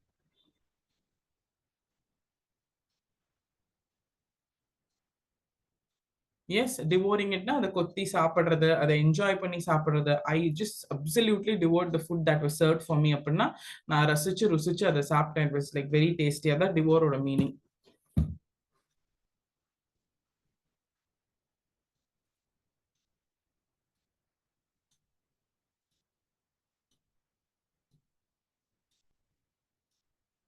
ஈட்டிங் குவிக்லி அண்ட் கம்ப்ளீட்லின்னு எழுதிக்கலாம். டிவோர்னா சீக்கிரமும் சாப்பிடணும் அண்ட் டேஸ்டா ரசிச்சும் சாப்பிடணும். So eating quickly and completely.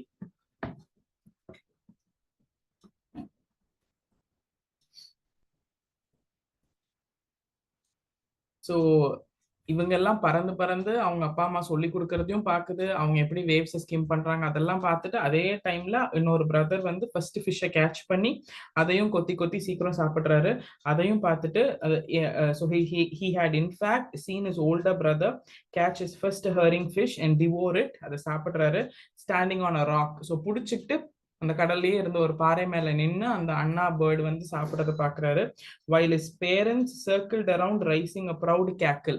So கத்து கொடுத்ததை வச்சு அந்த அண்ணா பேர்டு புடிச்சு சாப்பிடறத பார்த்துட்டு அவங்க பேரண்ட்ஸ், அப்பா பேர்டும் அம்மா பேர்டும் அதை சுத்தி ப்ரௌடா சர்க்கிள் பண்ணி கேக்கிள்னா என்ன, கொக்கரிக்கும்ல, ஹாப்பி. இப்ப நம்ம சூப்பர் சூப்பர் சூப்பர் சொல்ற மாதிரி அந்த பேர்ட் கொக்கன்னு சொல்லும். So cackle. நெக்ஸ்ட் கிளாஸ்ல இருந்து என் பையனை கூப்பிட்டு வந்துடுறேன், ஒரே வேலையில முடிஞ்சிடும். உங்களுக்கும் கதை சொன்ன மாதிரி அவனுக்கும் சொன்ன மாதிரி. அப்படி ஆயிடுச்சு இப்போ நம்ம English class. So cackled it. And all the morning the whole family had walked about on the big plateau midway down the opposite cliff, locking at his covered eyes. So in the whole family oda ஐடியாவே இந்த bird எப்படியாவது பறக்க வைக்கணும். Okay, அதனால காலையில இருந்து மொத்த குடும்பமும் என்ன பண்றாங்க, அந்த பிளாட்யூனா பாறை, இந்த ஒரு பிளாட்யூ, இந்த கடல்ல ஒரு பிளாட்யூ மாதிரி இருக்கும்ல, நம்ம தீபகற்ப பீடபூமி எல்லாம் அங்க இருக்காது, ஒரு பிளாட்யூ, ஒரு தீபகற்ப பீடபூமி, ஒரு பிளாட்யூ பார்ட்ல ஒரு சமமா ஸ்ட்ரெயிட்டா இருக்க பகுதியில இவன் கவர்ட் ஐஸ் அப்படின்னா என்ன, கோழைத்தனம் சொல்லலாமா, ஐம் கவர்டு அப்படின்னா ரொம்ப கோழையா இருக்கேன், ட்ரை பண்ண பயந்துக்கிறேன். இந்த கோழைத்தனத்தை பார்த்து வேணும் வேணும்னு சிரிச்சுக்கிட்டே நடந்துட்டு இருக்காங்க. நாங்கெல்லாம் சாப்பிட்டோம் பாரு, நாங்கெல்லாம் இது பண்ணிட்டோம். It usually happens in family, no? Yes, but it is always part of the family. அதே தான் நடக்குது. அண்ட் மெனி டைம்ஸ் ஃபேமிலிக்குள்ள இருக்கிற இதெல்லாம் வந்து because they want you to do something really well. அதுக்காக வெளியில இருக்கிற இதெல்லாம் வந்து அது உண்மை. பட் ஃபேமிலிக்குள்ள it is not, because they don't want you to fly, because they want you to fly. அவங்க அந்த மாதிரி சிரிக்கிறாங்க. ஆமா தானே? ஓகே, இது வரைக்கும் டவுட் கிளியரா? இன்னும் எத்தனை பேராகிராஃப்ஸ் இருக்கு? இன்னொரு 4 பேராகிராஃப் இருக்கா? நிறைய இருக்கு.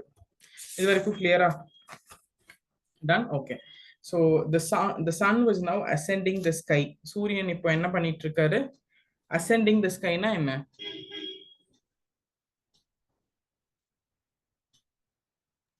sunrise.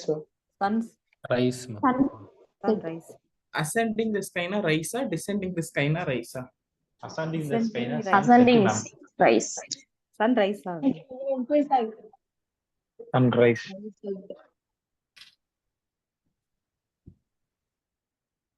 Sun rises in which direction?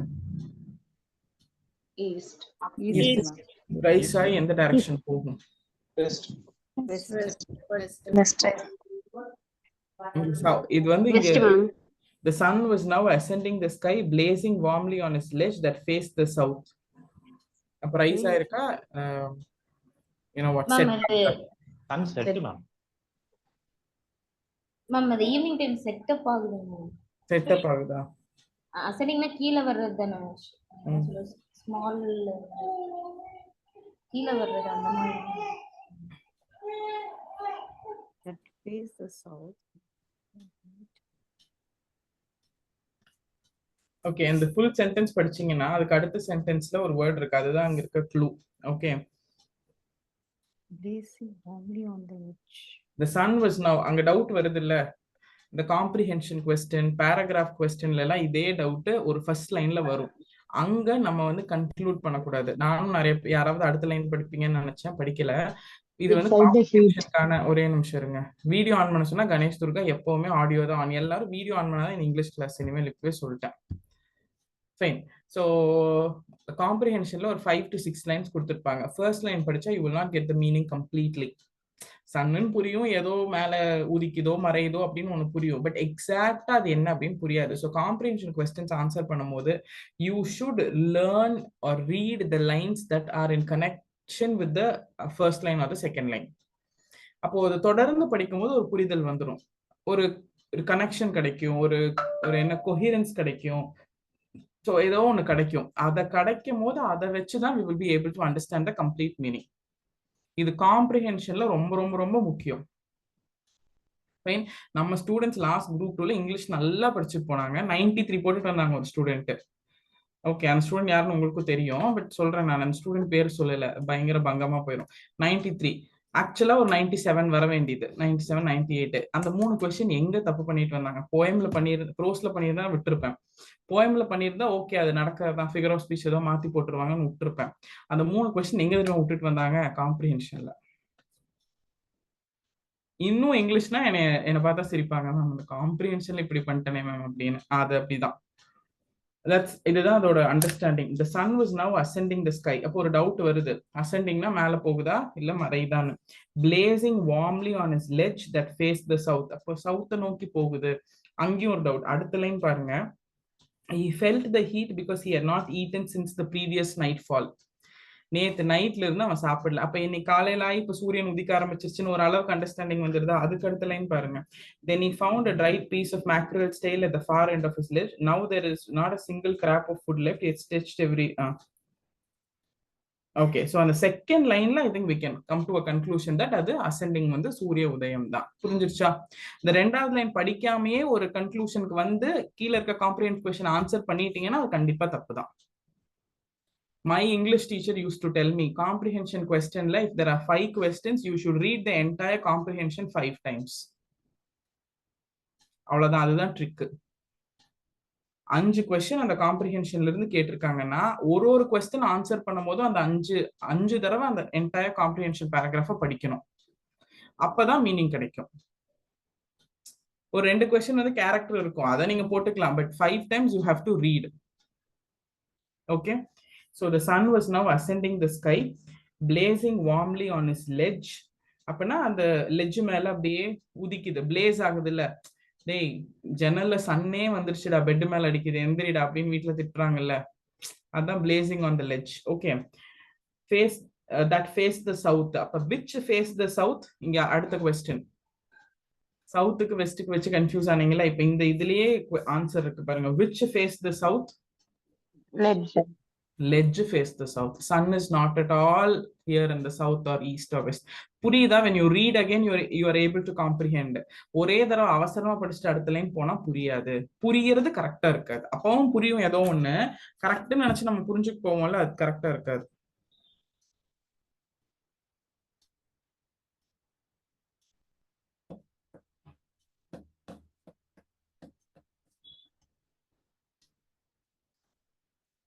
Okay, clear?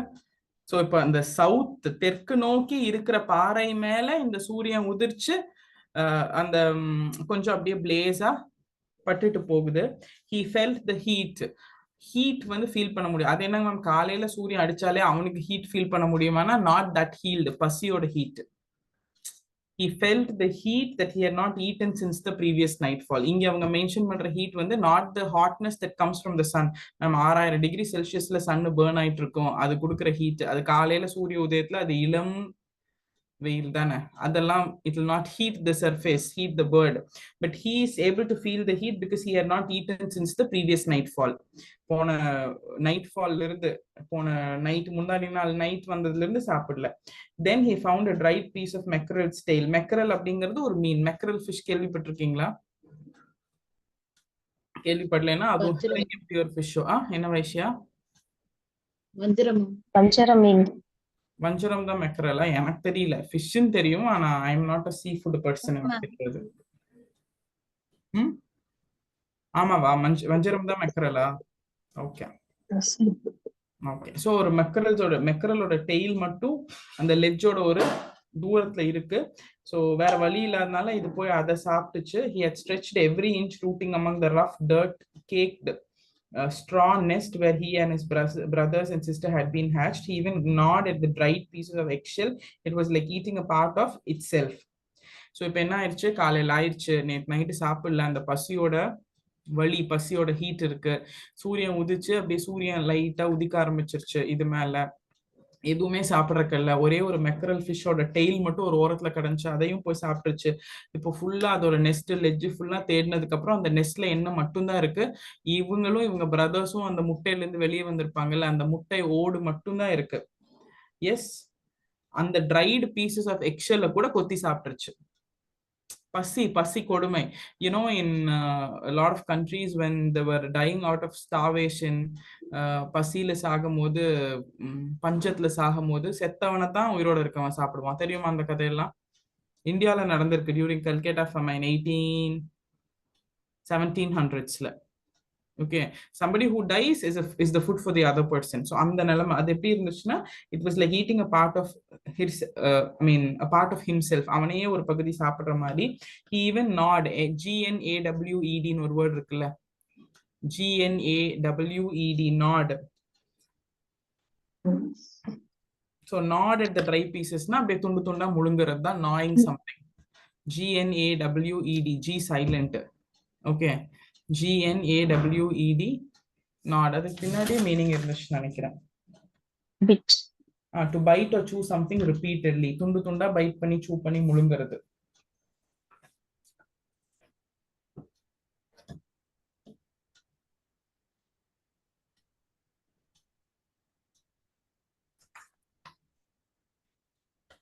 Okay, வேற வழியே இல்ல, பறக்கவும் முடியல, எதுவும் சாப்பாடும் யாரும் தரமாட்டேங்கிறாங்க. அவங்க எல்லாம் அங்க சாப்பிட்டுட்டு ஜாலியா நடந்துட்டு இருக்காங்க. இவனோட கோழைத்தனத்தை பார்த்து சிரிச்சுட்டு இங்க சாப்பிடறதுக்கு எதுவும் கடையில. அடுத்த நாள் ஆயிடுச்சு, ஏதோ விழுந்தது கடைஞ்சது எல்லாம் சாப்பிட்டுட்டு இருக்கு. Next day he then trotted back and forth from one end of the ledge to the other. So ஒரு மூளைக்கும் இன்னொரு மூளைக்கும் திருப்பி திருப்பி கொஞ்சம் ஓடுற மாதிரி மெதுவா நடந்துட்டு இருக்கு. his long grey legs stepping daintily, trying to find some means of reaching his parents without having to fly. இப்போ சாப்பிடறதுக்கு எதுவுமே இல்லாதனால அதோட லாங் கிரே லெக்ஸ், வளர்ந்த கால்கள், அவங்க அம்மாவை நோக்கி அவங்க அப்பாவை நோக்கி பறக்கறக்கு போறக்கு ஏதாவது வழி தேடுது. ஆனா பறக்காம போறக்கு நம்மள மாதிரியே தான், படிக்காம பாஸ் பண்றதுக்கு ஏதாவது வழி இருக்கான்னு பாத்துட்டு இருக்கு. But on each side of him, the ledge ended in a sheer fall of precipice. Write down that word. Precipice na என்ன, ரொம்ப ஷார்ப் எட்ஜ் தான் precipice ன்னு சொல்லுவோம். PRECIPIC இருக்கா பின்னாடி? இருக்கு. A very steep side of a cliff or a mountain. ரொம்ப சறுக்கி முனைய பாறை, அந்த பாறை பகுதி தான். செங்குத்தா இருக்கிற இடம் தான் precipice.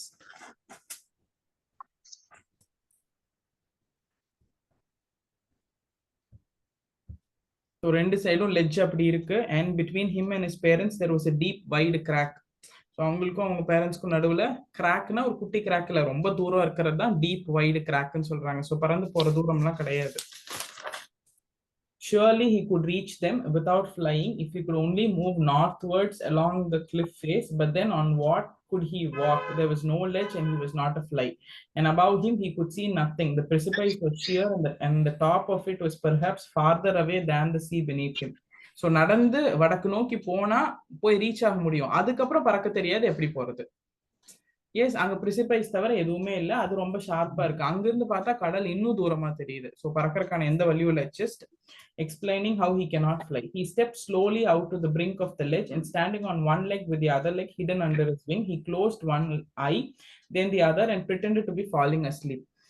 அடுத்த என்ன டெக்னிக் யூஸ் பண்றாங்க, இந்த யங் சீகிள் அந்த பிரிங்க், அந்த முனை வரைக்கும் போயிட்டு ஒரு காலை வந்து விங்ஸ்குள்ள மடக்கி வச்சுட்டு கண்ணு மூடிட்டு தூங்குற மாதிரி நடிச்சுக்கிட்டு, அப்போ அது அம்மா அப்பா வருவாங்கல்ல பாக்க, எஸ் ஃபாலிங் அஸ்லீப் மாதிரி pretended to be falling asleep, தூங்குற மாதிரி நடிச்சுக்கிட்டு, still they took no notice of him. நீ என்ன பண்ணாலும் நீ உன்னை பறக்க வைக்கிறதா இன்னைக்கு இங்க அஜெண்டான்னு அவங்க பார்க்கவே இல்லை. He saw his two brothers and sister lying on the plateau dozing. அவங்க சாப்பிட்டு முடிச்சுட்டு எதிர்முனையில இருக்கிற அந்த பிளாட்யூல அவங்க டூ பிரதர்ஸும் சிஸ்டர்ஸும் என்ன பண்ணிட்டு இருக்காங்க, தூங்கிட்டு இருக்காங்க. டோசிங் இஸ் தூங்குறாங்க. with their heads sunk into the necks. bird எப்படி தூங்கும், இப்படி மடக்கி வச்சு அந்த நெக்குக்குள்ள அப்படி புதஞ்சு வச்சு தூங்கும்ல, பாத்திருக்கீங்களா இல்லையா? கோழி எல்லாம் அப்படிதான் தூங்கும். Yes, so sunking into the, sunkனா என்ன, மூழ்கிறது. சிங்கோட பாஸ்ட் டென்ஸ் தான் சங்க். ஆனா இது மூழ்கல, அந்த மாதிரி அனஞ்சு நெக்குக்குள்ள சங்காயி தூங்கிட்டு இருக்கு. his father was preening the feathers. preeningனா என்ன, பேர்ட்ஸ் வந்து அதோட பீக் வச்சு feathers க்ளீன் பண்ணும்ல, அதான் preening.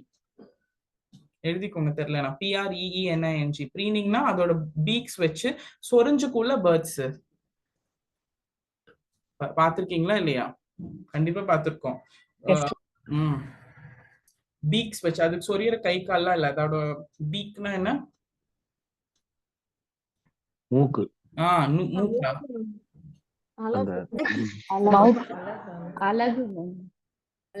வாய் மேம். சரி, அதோட பீக், அந்த பீக் வச்சு அது திருப்பி சொரிஞ்சுக்குள்ள, அதுதான் preening. on his white back only his mother was looking at him. so இப்போ இந்த சீன் என்ன, இவன் காலெல்லாம் மடக்கி வச்சு தூங்குற மாதிரி நடிச்சிட்டு இருக்கான். அவங்க ரெண்டு சிஸ்டரும் பிரதரும் இது ஹெரிங் பிடிச்சாங்கல்ல, சாப்பிட்டுட்டு அங்க தூங்கிட்டு இருக்காங்க பிளாட்யூல. அவங்க அப்பா ஜாலியா மூக்கு வச்சு சொரிஞ்சிட்டு இருக்காரு, preening on his feathers, white feathers. no option, the mother alone is looking at him. ஏன் எல்லா வீட்லயும் அதே நிலைமை தான். அப்பா ஒரு வேலையை பார்ப்பாரு, அண்ணா தம்பி எல்லாம் ஒரு வேலை, அம்மா மட்டும் பாவமா எப்படியாவது உட்பட்டுருமா இதுன்னு பார்த்துட்டு இருப்பாங்க, அந்த மாதிரி. She was standing on a little high hump on the plateau, her white breast thrust forward. so இந்த அம்மா மட்டும் அந்த லிட்டில், அந்த பிளாட்யூ மேல ஒரு லிட்டில் ஹை ஹம்ப், ஹம்ப்னா என்ன, ஒரு மேடு மாதிரி. Okay, what is the name of that camel's back? புரியுதா? அந்த என்னன்னு ஒரு சின்ன மேடு மாதிரி இடத்துல அவங்களோட ஒயிட் பிரெஸ்ட் கொஞ்சம் இப்படி முன்னாடி என்னடா பண்றான் இவன், பறந்துருவானா பறக்க மாட்டானான்னு கொஞ்சம் ஃபார்வர்ட் லீன் ஆகி பார்த்துட்டு இருக்காங்க. Now and again she tore at a piece of fish that lay at her feet and then scraped each side of her beak on the rock. So காலடியில ஒரு ஃபிஷ் வச்சுட்டு அந்த ஃபிஷ்ஷை வந்து அப்பப்ப பிச்சதுக்கு அப்புறம் அந்த மூக்கு எப்படி கிளீன் பண்ணுவாங்க, அந்த பாறையில இப்படி உரசி கிளீன் பண்ணுவாங்க, பாத்திருக்கீங்களா? ஒரு சவுண்டு கூட வரும், கீச் கீச் சவுண்டு. பிச்சுட்டு அந்த பீக் வச்சு பாறையில கிளீன் பண்ணி நின்றுருக்காங்க. How the sight of the food madden him. அந்த 2 நாளா பசியில இருக்கிறதுனால அந்த food, the sight of the food, அந்த தூரத்துல இருந்து அந்த ஃபிஷ்ஷும் ஃபுட்டையும் பாக்குறதே இவனை வந்து என்ன சொல்றது, ஒரு நிதானம் இல்லாத நிலை இல்லாத அவ்வளோ பசி கொடுமையில அவன் இருக்கான். மேடன்னா பைத்தியம் பிடிச்சிருச்சு இல்ல, that how badly he craved for that food. எவ்வளவு ஆசையா அந்த எப்படியா சாப்பிடணும்னு தோணுதான் madden him. How he loved to tear food that way. எப்படி அவங்க அம்மா பிக்கிற மாதிரியே அந்த ஃபுட்டை பிக்கணும்னு ஆசைப்படுறான். Scraping his beak now and again to wet it. Wet itனா என்ன? WHET, wet. இன்னும் ஷார்ப் ஆக்குறதுக்கு. ஓகே, WET வெட்னா நினைக்கிறது, WHETனா இன்னும் ஷார்ப் ஆக்குறது. Okay, to sharpen it. எதுக்கு அதை கிளீனும் பண்ணுவாங்க, அதுக்கப்புறம் அதை ஷார்ப் பண்ணிக்குவாங்கன்னு நினைக்கிறேன். அப்பதான் அடுத்த பீஸ் இன்னும் சீக்கிரம் பிக்க முடியும். எனக்கு தெரியல, பேர்ட்ஸ் அப்படிதான் பண்ணுவாங்களாட்டு. He uttered a low cackle. So மெதுவா கூச்சலிடுது, அம்மா பசிக்குதுமா அந்த மாதிரி. His mother cackled too. என்னடா பறந்து வா அப்படின்னு அவங்க அம்மாவும் சொல்லுது. So he cackled and the mother bird cackled too and looked at him. Ga ga ga, he cried. பசிக்குது, begging her to bring him over some food. Begging na கெஞ்சுதம்மா please food கொடு. Gaulo, she screamed back mockingly. So மறுபடியும் திருப்பி ஒரு கிண்டலா அந்த அம்மாவும் கூச்சலிடுறாங்க. But he kept calling plaintively. திருப்பி சோகமா கூப்பிடுறதா plaintively. I am very plaintive that I want please அப்படின்னு சொல்லுவோம்ல, அதான் சோகமா கூப்பிடுறதா plaintively. பின்னாடி இருக்கா plaintively? Yeah, sadly calling in a sad way. ரொம்ப சோகமா கூப்பிடுறதா plaintively. And after a minute or so he uttered a joyful scream. அதுக்கப்புறம் சோகமா கேட்டுட்டு ஐ ஜாலி அம்மா வராங்க அப்படின்னு ஒரு ஸ்க்ரீம். என்னன்னு பார்த்தா his mother had picked the piece of fish. அந்த ஃபிஷ்ஷோட பீஸ் எடுத்துட்டு and was flying across to him. Okay, ஒரு வேற வழி இல்லைன்னு ஒரு ஃபிஷ் எடுத்துட்டு, நான் ஒரு டயக்ராம் போட்டேன்ல அம்மா ஃபிஷ் கொண்டு வராங்கன்னு, அப்போ அந்த ஃபுட்டை பார்த்து அவன் கத்துறான், கொண்டு வந்தா நல்லா இருக்கும்னு நினைக்கிறான், அம்மா ப்ளீஸ்மா பிளெயின்டிவ்லி சேடா கேட்கறான். அப்ப திடீர்னு கத்த ஆரம்பிச்சு ஐ ஜாலி அம்மா பறக்க ஆரம்பிச்சுட்டாங்க. ஸோ அந்த ஃபிஷ் எடுத்துட்டு இஸ் கம்மிங் அண்ட் இந்த பாறையை நோக்கி அந்த அம்மா வர ஆரம்பிச்சது. He leaned out eagerly tapping the rock with his feet. அப்படி முன்னாடி பெண்ட் ஆகி அந்த ராக்கை வந்து டேப் ஐ ஜாலி அந்த tapping the feet, trying to get nearer to her as she flew across. So அவங்க பக்கத்துல போய் சீக்கிரம் அந்த ஃபுட் வாங்குறதுக்கு. But she was just opposite to him, abreast of the ledge. She halted, her legs hanging limp, her wings motionless, the piece of fish in her beak almost within reach of his beak. So அங்க வந்து அவங்க அம்மா அப்படியே ஸ்டாண்ட்ல நின்னு இவனை முன்னாடி வர வைக்கிறதுக்காக, விங்ஸ் எல்லாம் மூவ் ஆகல, லெக்ஸ் அப்படியே தொங்கிட்டு இருக்கு, ஆனா இவனை முன்னாடி வர வைக்கிறதுக்காக இவன் பீக்கை வச்சு அந்த பீக்ல இருக்க ஃபிஷ் வாங்க முடிய டிஸ்டன்ஸ் தான், ஆனா இவன் பறந்தா மட்டும்தான் வாங்க முடியும் அந்த சிச்சுவேஷன். அதான் நம்ம போட்ட diagram. He waited a moment in surprise, wondering why she did not come nearer, and then maddened by hunger he dived at the fish. ஒரு நிமிஷம் வெயிட் பண்றான், என்னடா இங்க வரைக்கும் வந்துருச்சு, அம்மா மம்மி தரமாட்டேங்குது அப்படின்னு, வேற வழி இல்ல பசிக்குது அப்படின்னு அவன் டைவ் அடிச்சிடறான் அந்த ஃபிஷ் மேல. டைவ் அடிக்கும் போது start flying. அதான் கதை. With a loud scream he fell outwards and downward into space. ஐயோ அம்மா அப்படின்னு கத்திக்கிட்டே விழுந்து கீழே கடல்ல விழுந்துடுறான்.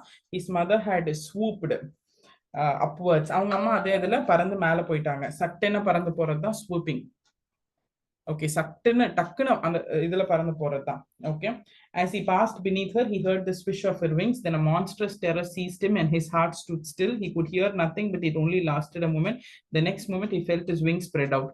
ஸோ சடனா ஒரு நிமிஷம் என்ன நடந்துச்சுன்னே தெரியல. அதுக்கப்புறம் அவன் விங்ஸ் ஒர்க் ஆரம்பிச்சிருச்சு. The wind rush against his breast feathers, then under his stomach and against his wings. He could feel the tip of his wings cutting through the air.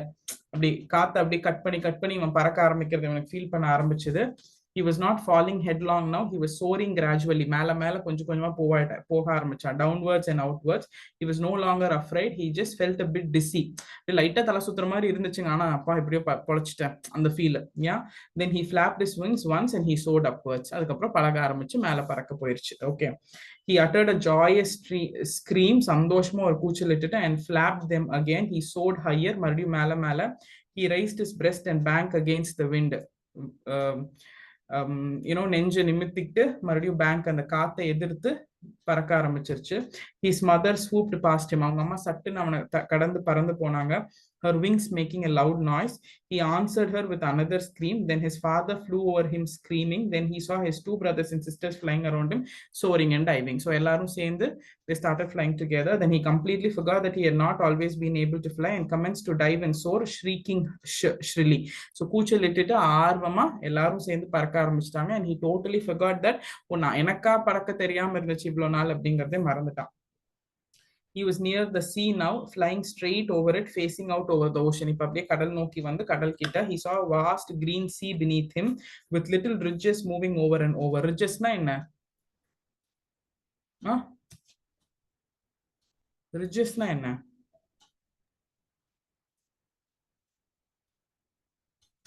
குட்டி குட்டியா ரிட்ஜ்னாலும் ஒரு அலையோட அந்த heaps, small mountain like on the but not really mountain, sea la irukra and the waves or ridges. Okay, his parents and his brothers and sisters had landed on this green floor in front of him. They were beckoning to him, calling shrilly. He dropped his legs to stand on the green sea. His legs sank into. He screamed with fright and attempted to rise again, flapping his wing, but he was tired and weak with hunger, and he could not rise, exhausted by the strange exercise. His feet sank into the green sea, and then his belly touched it, and he sank no further. He was floating on it. Around him, his family was screaming, praising him, and the beaks were offering him scraps of dogfish. Okay, இப்போ கடற்குள்ள விழுந்துட்டான். அவனுக்கு இன்னும் பயம் வந்துருச்சு, எங்க மூழ்கிடுவோமோன்னு. ஆனா அந்த flat ஸ்டமக்கும் பிரெஸ்டும் பட்டோன்னா அவன் மறுபடியும் மிதக்க ஆரம்பிச்சுட்டான். இப்போ எல்லா ஃபேமிலியும் சேர்ந்து அந்த பெக்கனிங் டு ஹிம் அப்படின்னா சைகை காட்டி இப்படி வா அப்படிவான்னு சொல்றதா. டோன்ட் பெக்கன் அட் ஹிம் அப்படிங்கிறது தான். இந்த ஹைட் அண்ட் சீக்ல எல்லாம் வி ஸ்டார்ட் பெக்கனிங் ஈச் அதர்னோ. ஒளிஞ்சிருப்போம் ஆனா பெக்கன் பண்ணுவோம், ரைட் லெஃப்ட் ரைட், அதான் பெக்கனிங் டு ஹிம். அதெல்லாம் பண்ணி காயத்ரி அதே தான் காயத்ரி, பெக்கனிங் பண்ணி ஜஸ்ட் அப்ரோச்சிங். அதுக்கப்புறம் இவன் ஐயோ எங்க மூழ்கிடுவோமோன்னு ஒரு பயம், ஏன்னா அவன் பசி கொடுமையில இருக்கிறனால. But somehow he manages and dog fish catch பண்ணி எல்லாரும் சாப்பிட ஆரம்பிச்சிடுறாங்க. அவனுக்கு டாக் ஃபிஷ் கிடைக்குது. அவனுக்கு கிடைக்கிற ஃபிஷ் டாக் ஃபிஷ், ஒரு வெரைட்டி ஆஃப் த ஃபிஷ்.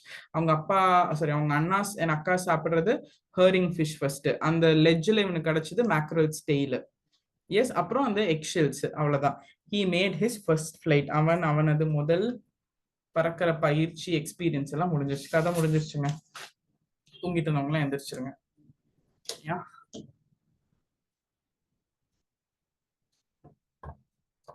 இதுல கொஸ்டின்ஸ் என்ன அப்படின்னா, இப்ப புக் நோட்லாம் க்ளோஸ் பண்ணி வச்சிருங்க. ஏன் அந்த சீகல் ஃபெயில் டு ஃப்ளை? ஏன்னா அதுக்கு பயமா இருந்துச்சு, அதனால அது பறக்கல முதல்ல. கரெக்டா? why did the seagull fail to fly? What did the parents do when the young seagull failed to fly? Parents என்ன பண்ணாங்க? They tried to encourage, they tried to scold, threaten, they tried to even scold. எல்லாமே பண்ணாங்கல்ல. S, த்ரெட்டனும் பண்ணாங்க. பசியிலே நீ கொடுமையிலே இருக்க போற அப்படின்னு சொன்னாங்க. what was the first catch of the young seagull? என்ன ஃபர்ஸ்ட் கேட்ச் பண்ணது? Dog fish. Yes, dog fish அப்படின்னா ஒரு லாங் சில்வர் ஃபிஷ். அது வேணா மீனிங் எழுதி வச்சுக்கோங்க. Dog fish is nothing but a long silver fish தான். எனக்கு தெரியாது, I am not a sea food person, but இருந்தாலும் வாட் ஆர் தி herring தான ma'am long silver fish. Oh, what was the first catch of the young seagull's older brother? Okay, herring is a long silver fish. Okay, sorry Priyadarshini, I missed that brother. What did the young seagull manage to find in his search for food on the ledge? ஒரு mackerel tail. தேடிட்டு இருக்கும்போது என்ன கிடைச்சது? அதுக்கு mackerel tail மட்டும் கிடைச்சது. mackerel tail and action. What made the young seagull go mad? எதை பார்த்து அது பைத்தியம் பிடிச்ச மாதிரி ஆயிடுச்சு? அவங்க அம்மா அதோட பீக்ல வச்சிருக்கிறத பார்த்து. Did the mother bird offer any food to the young bird? No. How did the bird feel when it started flying for the first time? சந்தோஷமா கூச்சலிட்டுச்சு. கொஞ்சம் பயம். joyous scream. ஒரு joyous scream. Okay. What did the young bird's family do when he started flying? encourage பண்ணாங்க. they were flying around him. Yeah, they were flying around. They were raising. அவ்வளவுதான். இதான் questions. இதுல இருந்து வேற என்ன questions expect பண்ணலாம்? இதுல இருந்து நம்ம அந்த 3 question எக்ஸ்பெக்ட் பண்ணலாம். ஓல்ட் பிரதர்ஸ் என்ன ஃபிஷ்? Hearing fish. அந்த லெட்ஜ்லயே கிடைச்ச ஃபிஷ் மேக்ரல் ஸ்டெயில். இந்த சீகல் போய் முதல்ல பிடிச்சது டாக் ஃபிஷ்.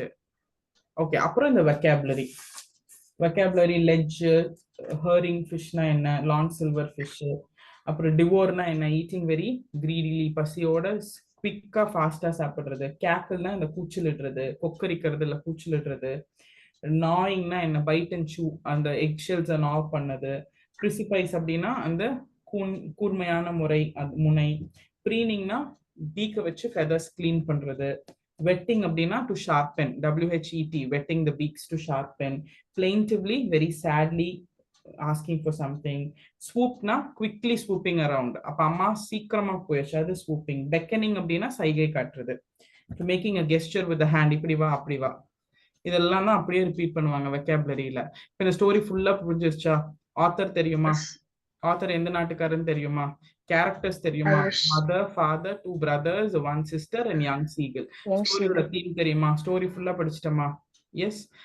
ஓகே. இம்பார்ட்டன்ட் இது வந்து ஹெரிங், அந்த மேக்ரோல் ஸ்டைல், எக் ஷெல்லு, அதுக்கப்புறம் டாக் ஃபிஷ், அதுக்கப்புறம் அந்த லெட்ஜோட பிரிங்க், பிரிசிபைஸ், நார்த் சைட்ல இருந்த லெட்ஜு, சவுத் சைட்ல இருந்த லெட்ஜில் சன் வந்து விழுந்தது, இந்த மாதிரி சில விஷயங்களும் புரிஞ்சிருச்சா? இல்லைன்னு என்ன கொஸ்டின் இருந்தாலும் ஆன்சர் பண்ணிடுவீங்களா? இதுதான் ப்ரோஸ் படிக்கிறதுக்கான வழி, வேற வழியே இல்லை.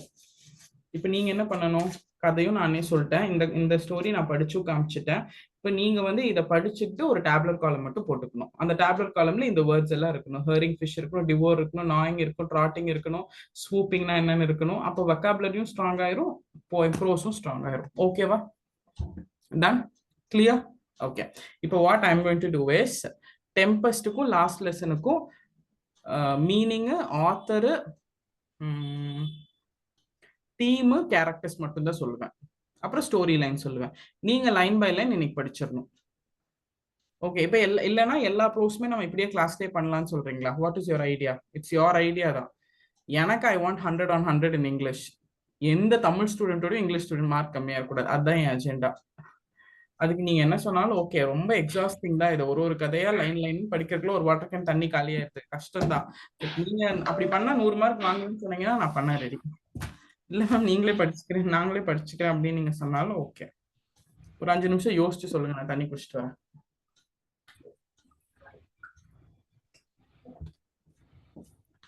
இப்படியே சொல்லி கொடுங்க. ஆமா, டைம் கூட எக்ஸ்ட்ரா எடுத்துக்காங்க, 1 hour எக்ஸ்ட்ரா கூட நடத்துங்க. இப்படியே சொல்லிதாங்க. நாளைக்கு ஒரு எஸ் மேம், நல்லா புரியுது மேம் இப்படி நடத்தணும். இல்ல 1 hour எக்ஸ்ட்ரா கூட கிளாஸ் போட்டுருக்காங்க, டைம் இன்க்ரீஸ் பண்ணுங்க. போக போக இருக்க ப்ரோஸ்ல அந்த டெம்பஸ்ட் எல்லாம் கொஞ்சம் கன்ஃபியூஸ் ஆகும், யார் யார் பேசுறது அப்படிங்கிறது.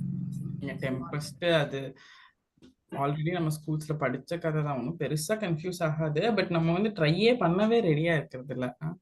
அப்போ ஒரு நாளைக்கு ஒரு ப்ரோஸ் தான் இங்கிலீஷ் கிளாஸே போட்டுக்கிட்டே இருக்க வேண்டியதான். அப்ப நான் என்ன கிளாஸ் போட்டாலும் வந்துருவீங்களா? எப்ப கிளாஸ் வச்சாலும் வந்துடணும். 11 o'clock கிளாஸ் வைப்பேன். அதான் சொல்றேன், நான் ரெடி. ஆனா 11 o'clock என் பையனை தூங்க வச்சுட்டு கிளாஸ் வைக்கிறேன், வரீங்களா? S ma'am. Okay ma'am. சரி, இப்போ ஒண்ணு பண்ணலாம். இப்போ நான் வந்து டெம்பஸ்டோட ஸ்டோரி மட்டும் இப்போ சும்மா ஒரு ஜிஸ்டா சொல்றேன். அட்லீஸ்ட் இந்த 10th standard 9th standard இருக்க ப்ரோஸ் மட்டும் நான் லைன் பை லைன் இப்படியே படிக்கலாம். அப்புறம் 7th 8th மேபி கொஞ்சம் குட்டியா இருந்தா அது வேணா நீங்க ட்ரை பண்ணுங்க. ஓகே. நம்ம கொஞ்சம் லேட்டா தான் போவோம், இப்போ ஒன்றும் பண்ணவே முடியாது, ரொம்ப லேட்டா தான் போவோம். பட் ஓகே, 60 நாள் இருக்குல்ல, 14 ப்ரோஸும் 25 poem தானே, முடிச்சிடலாம். ஓகே, கிராமர்லாம் ஒன்றும் பிரச்சனை இல்லை. So will go this way. அப்போ இப்போ என்ன பண்ணுங்க, டெம்பஸ் மட்டும் ஹோம்ஒர்க் பார்த்துக்கலாம். ஓகே, ஒரு தடவை படிச்சுட்டு வாங்க, நானும் நாளைக்கு இதே மாதிரி எடுக்கிறேன். ஓகேவா? கிளியரா? Okay ma'am. Okay ma'am. Okay. So write down, Tempest போலாம், எழுதுங்க.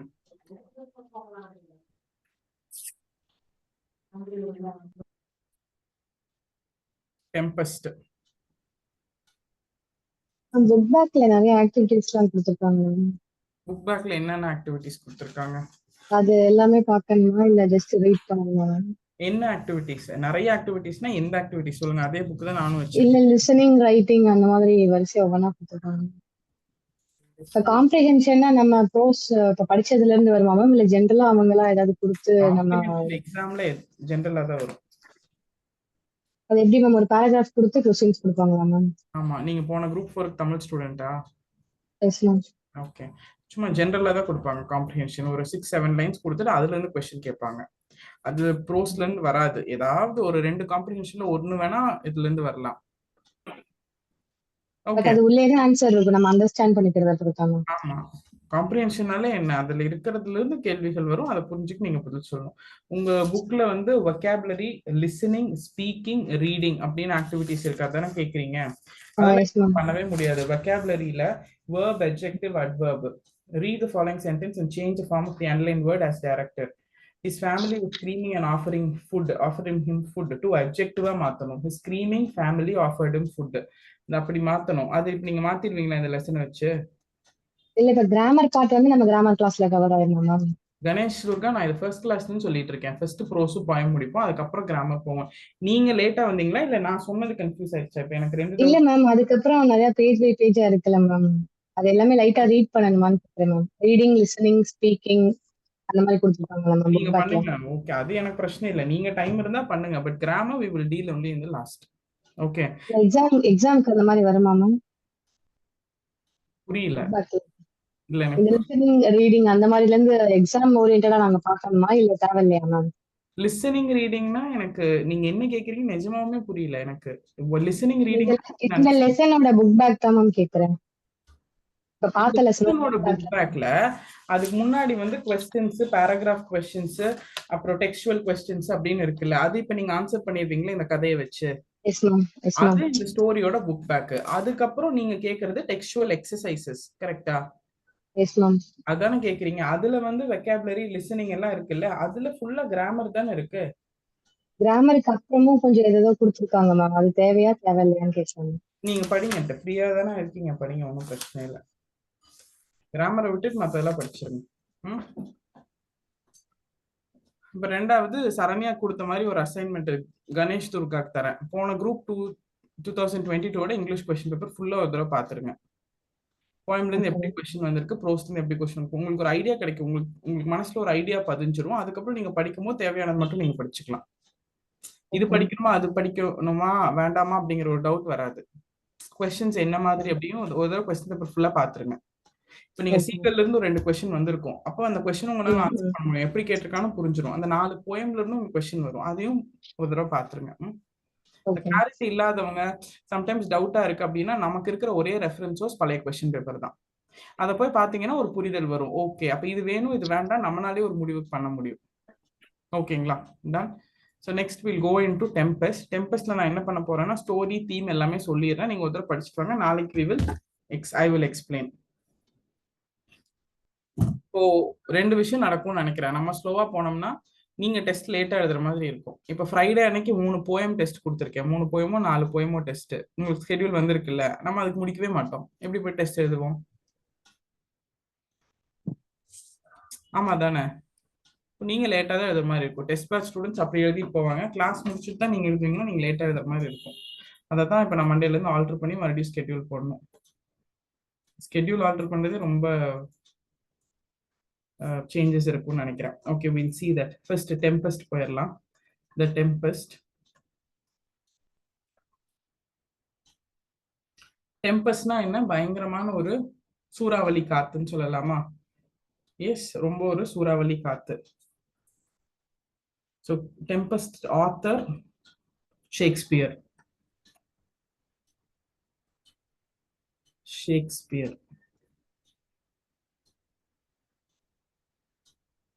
About the author, William Shakespeare, or full name.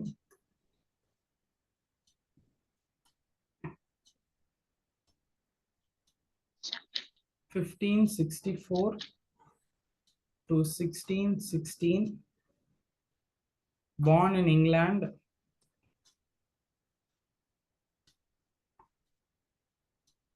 Or English poet, playwright, actor. So it is known that 37 plays, 154 sonnet. What is a sonnet? 14 lines. Yeah. 14 lines. 14 poem. Yes, 2 narrative poem. இதெல்லாம் இவரோட important work.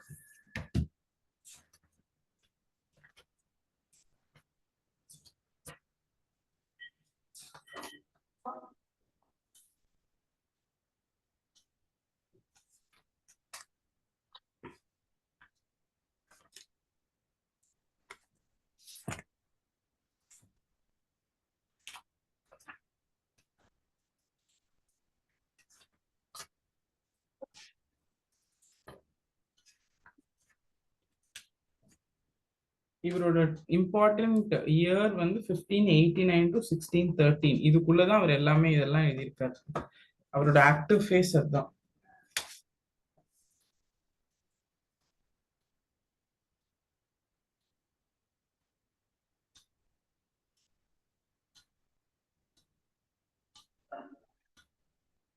Yeah.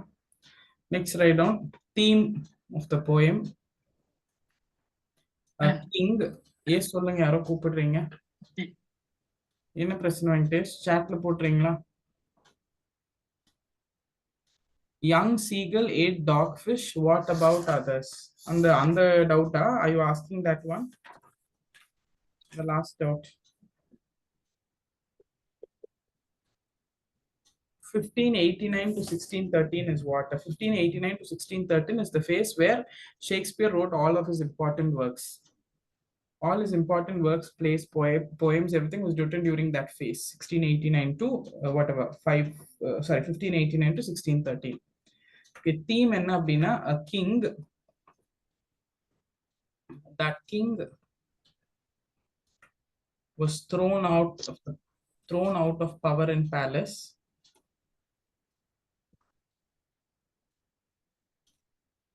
That king, with some help,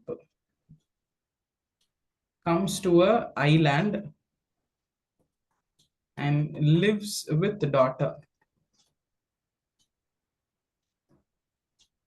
From there, he used magic spirits for the help and gets the kingdom back and marries his daughter to a prince.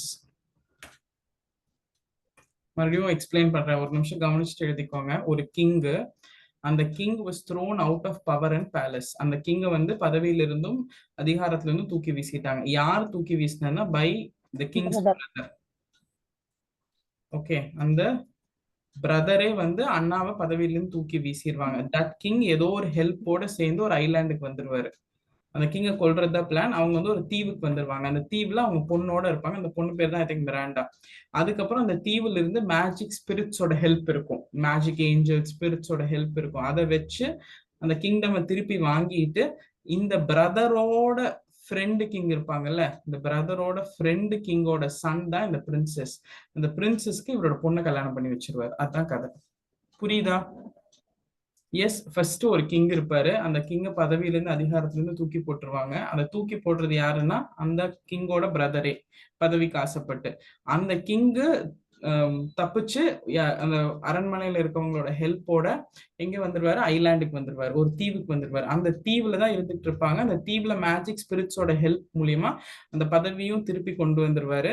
கொண்டு வந்துட்டு அந்த தம்பியோட பிரதரோட friend கிங்கோட பையனுக்கு பொண்ணையும் கல்யாணம் பண்ணி வச்சிருவாரு. திருப்பி பவர் வந்துடும். இது எப்படி நடக்கும் அப்படின்னா அதுதான் அந்த ஸ்பிரிட், அதுதான் கதை. அதுதான் கதை. புரிஞ்சிருச்சா தீம் என்னன்னு? தீம் புரிஞ்சிருச்சா? ஓகே, இது அப்படியே இப்ப கேரக்டர்ஸோட எழுதலாமா? அடுத்தது இந்த தீம் புரிஞ்சிருச்சா? தீம் எழுதிட்டீங்களா? ஃபைன். இப்போ இது சாரி, தீம் எழுதியாச்சா எவ்ரிபடி? எஸ், இப்போ தீம் எழுதிட்டீங்க அப்படின்னா அப்படியே கீழே எழுதலையா? ஒரு நிமிஷம்.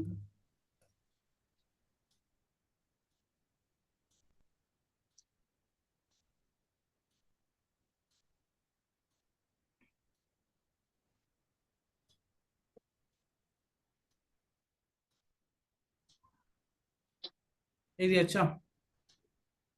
Okay, next write down. இதே தான் நான் மறுபடியும் எக்ஸ்பிளைன் பண்ணி சொல்றேன். கிங் பேரு ப்ராஸ்பெரோ. கேரக்டர்ஸ் அப்புறம் எழுதிக்கலாம். நான் இந்த ஸ்டோரி லைனே தீம் வந்து கேரக்டரோட சேர்த்து சொல்றேன். Prospero plus daughter. டாட்டர் பேரு மிராண்டா. இவங்க ரெண்டு பேரும் த்ரோன் அவுட். கரெக்டா? த்ரோன் அவுட் ஆஃப் பேலஸ், அரண்மனையிலிருந்து தூக்கி வீசப்பட்டாங்க. பை யாரு? அவரோட தம்பி தானே, ப்ராஸ்பெரோவோட பிரதர். பை ப்ராஸ்பெரோஸ் பிரதர் அவர் பேரு Antonio. So Antonio, Prospero, Miranda 3 character வந்துருச்சா?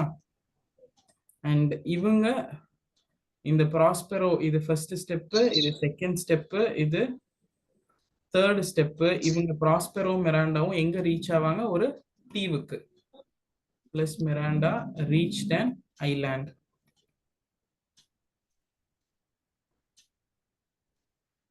அதுக்கப்புறம் குட் பவர்ஸ் யூஸ் பண்ணுவாங்கல்ல, magic spirits. Fourth Prospero Miranda use பண்ண மேஜிக் ஸ்பிரிட்ஸ், அதுல முக்கியமான ஸ்பிரிட் பேரு Ariel. Magic spirit Ariel.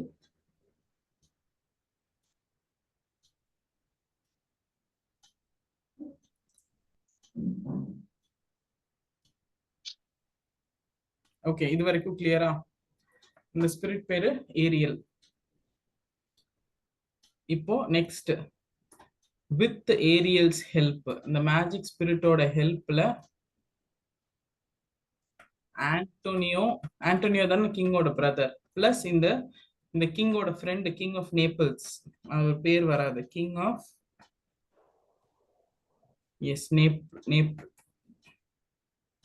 King of Naples.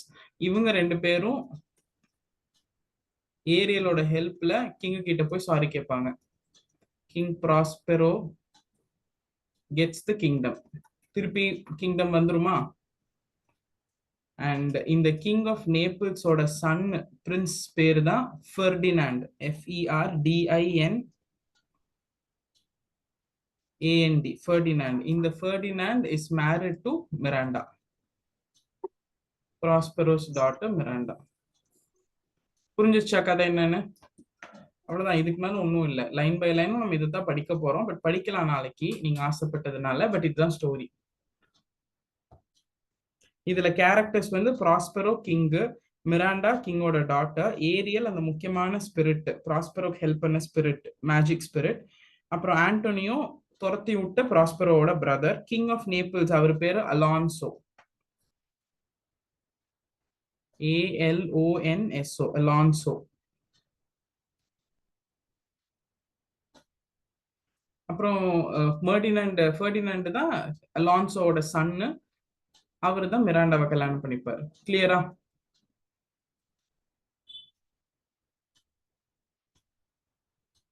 Now write down characters. இது வந்து story line, theme line. Next characters.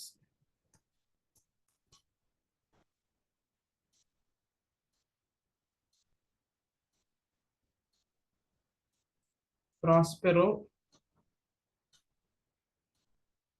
main character of the story. Main character of the story. King,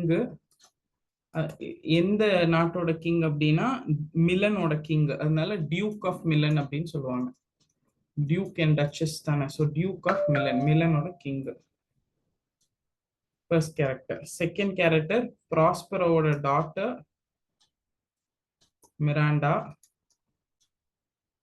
She is the heroine of the story, no? அவர் தானே ஃபெர்டினாண்ட கல்யாணம் பண்ணிப்பாரு.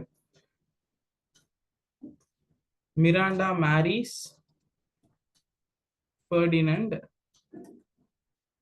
He is the hero of the story. And Ferdinand இது 3வது character. 4வது character Ferdinand father, Prospero's brother and enemy. கரெக்டா? Antonio 4வது character. ப்ராஸ்பரோட பிரதரும் எனிமியும் ஃபெர்டினாண்டோட ஃபாதரும். 4 கேரக்டர் எழுதிட்டோமா? 5th கேரக்டர்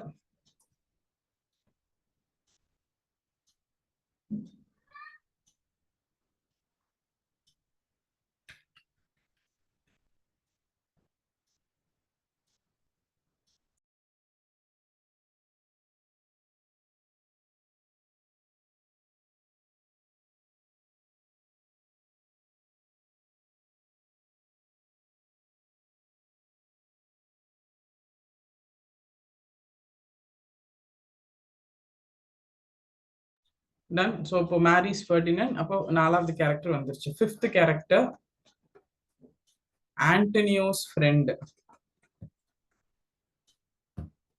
plus Ferdinand's, நம்ம என்ன எழுதணும்? Ferdinand's fatherன்னு எழுதிட்டோமா? இதை எடுத்துருங்க. Alonso Ferdinand's father. I wrote it wrongly. நீங்களும் ஜாலியா எழுதிருக்கீங்க. Prospero's brother plus enemy Antonio. இந்த Ferdinand's father அப்படியே அழிச்சிருங்க. Fine. Prospero's brother and Prospero's enemy who sent him out. Okay. Fifth character, Antonio's friend plus Ferdinand's father. இங்க தான் எழுதணும். Ferdinand's father, King of Naples, Alonso.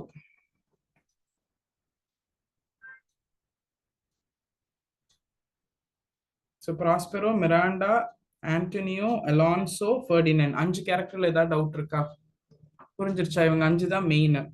6th ஒரு spirit, அந்த spirit பேரு Ariel. யாருக்கு help பண்ணுச்சு? Helped Prospero. Helped Prospero. ஆனா அந்த ஏரியல்ங்கிற ஸ்பிரிட் இருக்கிறது மிராண்டாக்கு தெரியாது. அண்ட் இந்த ஸ்பிரிட்டோட எனிமீஸ் ஆஃப் ஏரியல். ஏரியல் வந்து குட் ஸ்பிரிட்டுங்க. ஏரியல் வந்து குட் ஸ்பிரிட். அதனாலதான் ப்ராஸ்பெரோக்கு ஹெல்ப் பண்ணுது.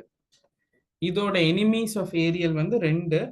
ஒன்னு Sycorax, 7th character. 8th character சைக்கோராக்ஸோட சன் கேலிபன்.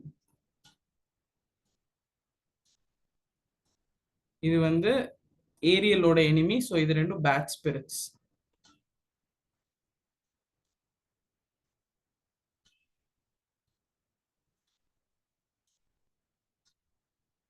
Okay, ton.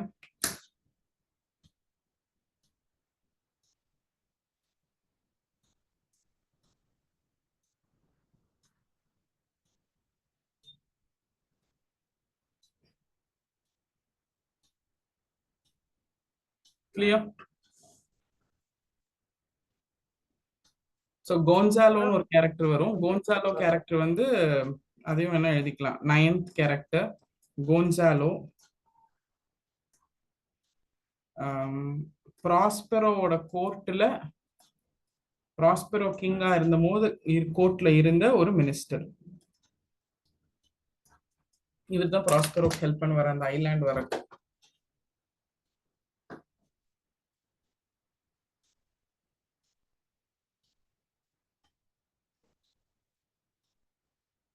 இப்போ இந்த தீம் தெரியும், ஸ்டோரி தெரியும், ஆத்தர் தெரியும். இதை வச்சு டெம்பஸ்ட் ரீட் பண்ணுங்க. Tomorrow morning first half an hour we'll read Tempest and we'll do last lesson. அதுக்கப்புறம் போயம் அது we'll have to shift. அது I will schedule the classes and let you know. இப்போ புரிஞ்சிருச்சா? Pros படிக்கிறது okay, புரிஞ்சிருச்சா? Idea வந்துருச்சா? Poem already idea வந்துருச்சா? இன்னைக்கு என்ன பண்ணணும் அப்படின்னா, அந்த 4 போயமும் மறுபடியும் 4 தடவை தரவா படிக்கணும்.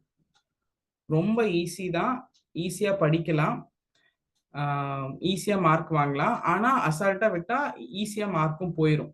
ஸோ அடுத்த 60 நாள் தினமும் நான் என்னோட கிளாஸ் இருந்தாலும் இல்லைனாலும் you have to be in touch with English. Okay, இன்னைக்கு என்ன பண்ணும் நானே கிளாஸ்ல சொல்லிடுறேன். அதை பண்ணீங்கன்னா போதும். அந்த முடிச்ச 4 போயமும் தரோவா படிச்சு figure of speech, vocabulary, author எல்லாமே பார்த்துட்டு then what you have to do is first flight முடிச்சுட்டு டெம்பஸ்ட் ஃபர்ஸ்ட் ஃபிளைட் தரோவா முடிச்சுட்டு 4 போயம் ஃபர்ஸ்ட் ஃபிளைட் 5 தரோவா முடிச்சிருங்க. அதுக்கு மேலே இதை நம்ம தொடவே மாட்டோம் இனி. அதுக்கப்புறம் டெம்பஸ்ட் ரீட் பண்ணிருங்க. நாளைக்கு நான் டெம்பஸ்ட் லாஸ்ட் லெசன் முடிச்சதுக்கப்புறம் டெம்பஸ்ட் லாஸ்ட் லெசன் தரோ பண்ணிட்டு மறுபடியும் 4 போயமும் ஹிஸ் ஃபர்ஸ்ட் ஃபிளைட்டும் முடிக்கணும்.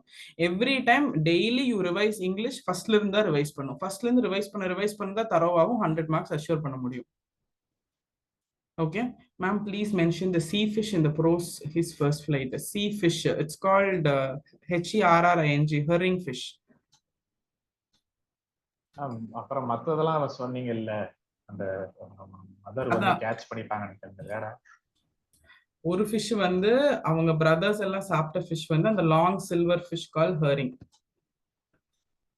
Long silver fish call hearing, HERRING. And இன்னொன்னு லெஃப்ட் அவுட்டா இருந்து சீகல் சாப்பிட்டது. seagull ate out of hunger. பசி கொடுமையில ஏதோ ஒண்ணு சாப்பிட்டுச்சு அப்படின்னா அது வந்து இந்த மெக்கரல்ஸ் டெயில். மூணாவது சீகல் பறந்து போய் கேட்ச் பண்ணது டாக் ஃபிஷ். இது அந்த பிரதர்ஸ் சாப்பிட்டது. ஓகேவா Jason? Okay ma'am, thank you. முன்னாடி hours should be spent every day for English? I would suggest after class you spend 1.5 hours. போதும். 1.5 மணி நேரம் தினம் ஸ்பெண்ட் பண்ணீங்கன்னா 95+. கேர்லெஸ் மிஸ்டேக் இல்லாம எக்ஸாம் முடிச்சிருந்தீங்கன்னா 97, 98. ஏன் உங்க கையில தான் இருக்குது. ஓகே, ஏதோ டவுட் கேட்டீங்க, சொல்லுங்க. ஃபர்ஸ்ட் எழுதும்போது டாக் ஃபிஷ் தான் லாங் சில்வர் ஃபிஷ் எழுதிருந்தோம். அதான் பிரியதர்ஷினி சொன்னாங்களே, நான் மாத்திட்டேன். நான் வந்து ஹெரிங் படிச்சுட்டு டாக் ஃபிஷ்னு சொல்லிட்டேன். அடிஷனல் வெக்காபுலரிஸ் எப்படி ரீட் பண்றதுன்னு சொன்னீங்க. அடிஷனல் வெக்காபுலரிஸ் நானே லிஸ்ட் தர்றேன். இப்போதைக்கு நம்ம இந்த லெசன்ல இருக்க ஒரு 2-3 லெசன் வந்து லெசன் ஃபுல்லா இருக்க வெக்காப் படிச்சிடலாம். அதுக்கப்புறம் additional vocab I give you list. Okay ma'am இது ப்ரோஸ் வந்து படிச்சுட்டு நீங்க அந்த 2 டேப்லெட் காலம் போட சொன்னீங்கல்ல மேம், ஒரே அது நம்ம சம்மரி. ப்ரோஸ்க்கு. ஓகே மேம், அது எப்படி மேம் சம்மரியும் எப்படி மேம் போட சொன்னீங்க நீங்க? இப்போ இந்த சீகல் அந்த ஃபர்ஸ்ட் ஃளைட்ல ஒரு சென்டென்ஸ் இருக்கும்ல,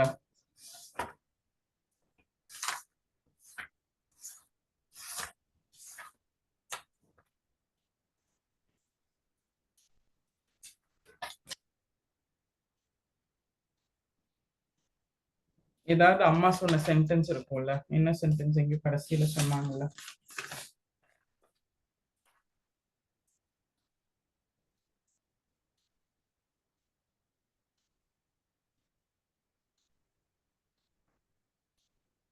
the முக்கியமான sentence like his mother swooped past him, her wings making a loud noise, he answered her with another scheme. அந்த சென்டென்ஸ்ல அம்மா வந்து பறந்து போனாங்க, ஃபாஸ்டா போனாங்க. யார பத்தி பேசுது? அம்மா. ஸோ அந்த முக்கியமான சில சென்டென்ஸ் எல்லாம் எழுதி யாரு ஸ்பீக்கர்னு எழுதி வச்சுக்கிட்டீங்க அப்படின்னா திரும்பி ரிவைஸ் பண்ணும்போது ஈஸியா இருக்கும். ஏன்னா திரும்பி நம்ம முழு போயம் படிக்க மாட்டோம்ல ரிவைஸ் பண்ணும்போது. ஏதோ ஒரு வார்த்தை சொன்னீங்களா, ஸ்வூப்டா மேம்? SWOOP, ஸ்வூப். அது அங்கேயே இருக்கே, ப்ரோஸ்லயே இருக்கு கடைசியில. ஸ்வூப்டு, ஸ்வூப்னா கடந்து, ஃபாஸ்டா கடந்து போறது. Okay ma'am, thank you. So கண்டிப்பா ஒரு ப்ரோஸும் நான் என்னதான் லைன் படிச்சு எக்ஸ்பிளைன் பண்ணாலும் இதோட பத்தாதுங்க. நீங்க 2 தடவை படிக்கணும்.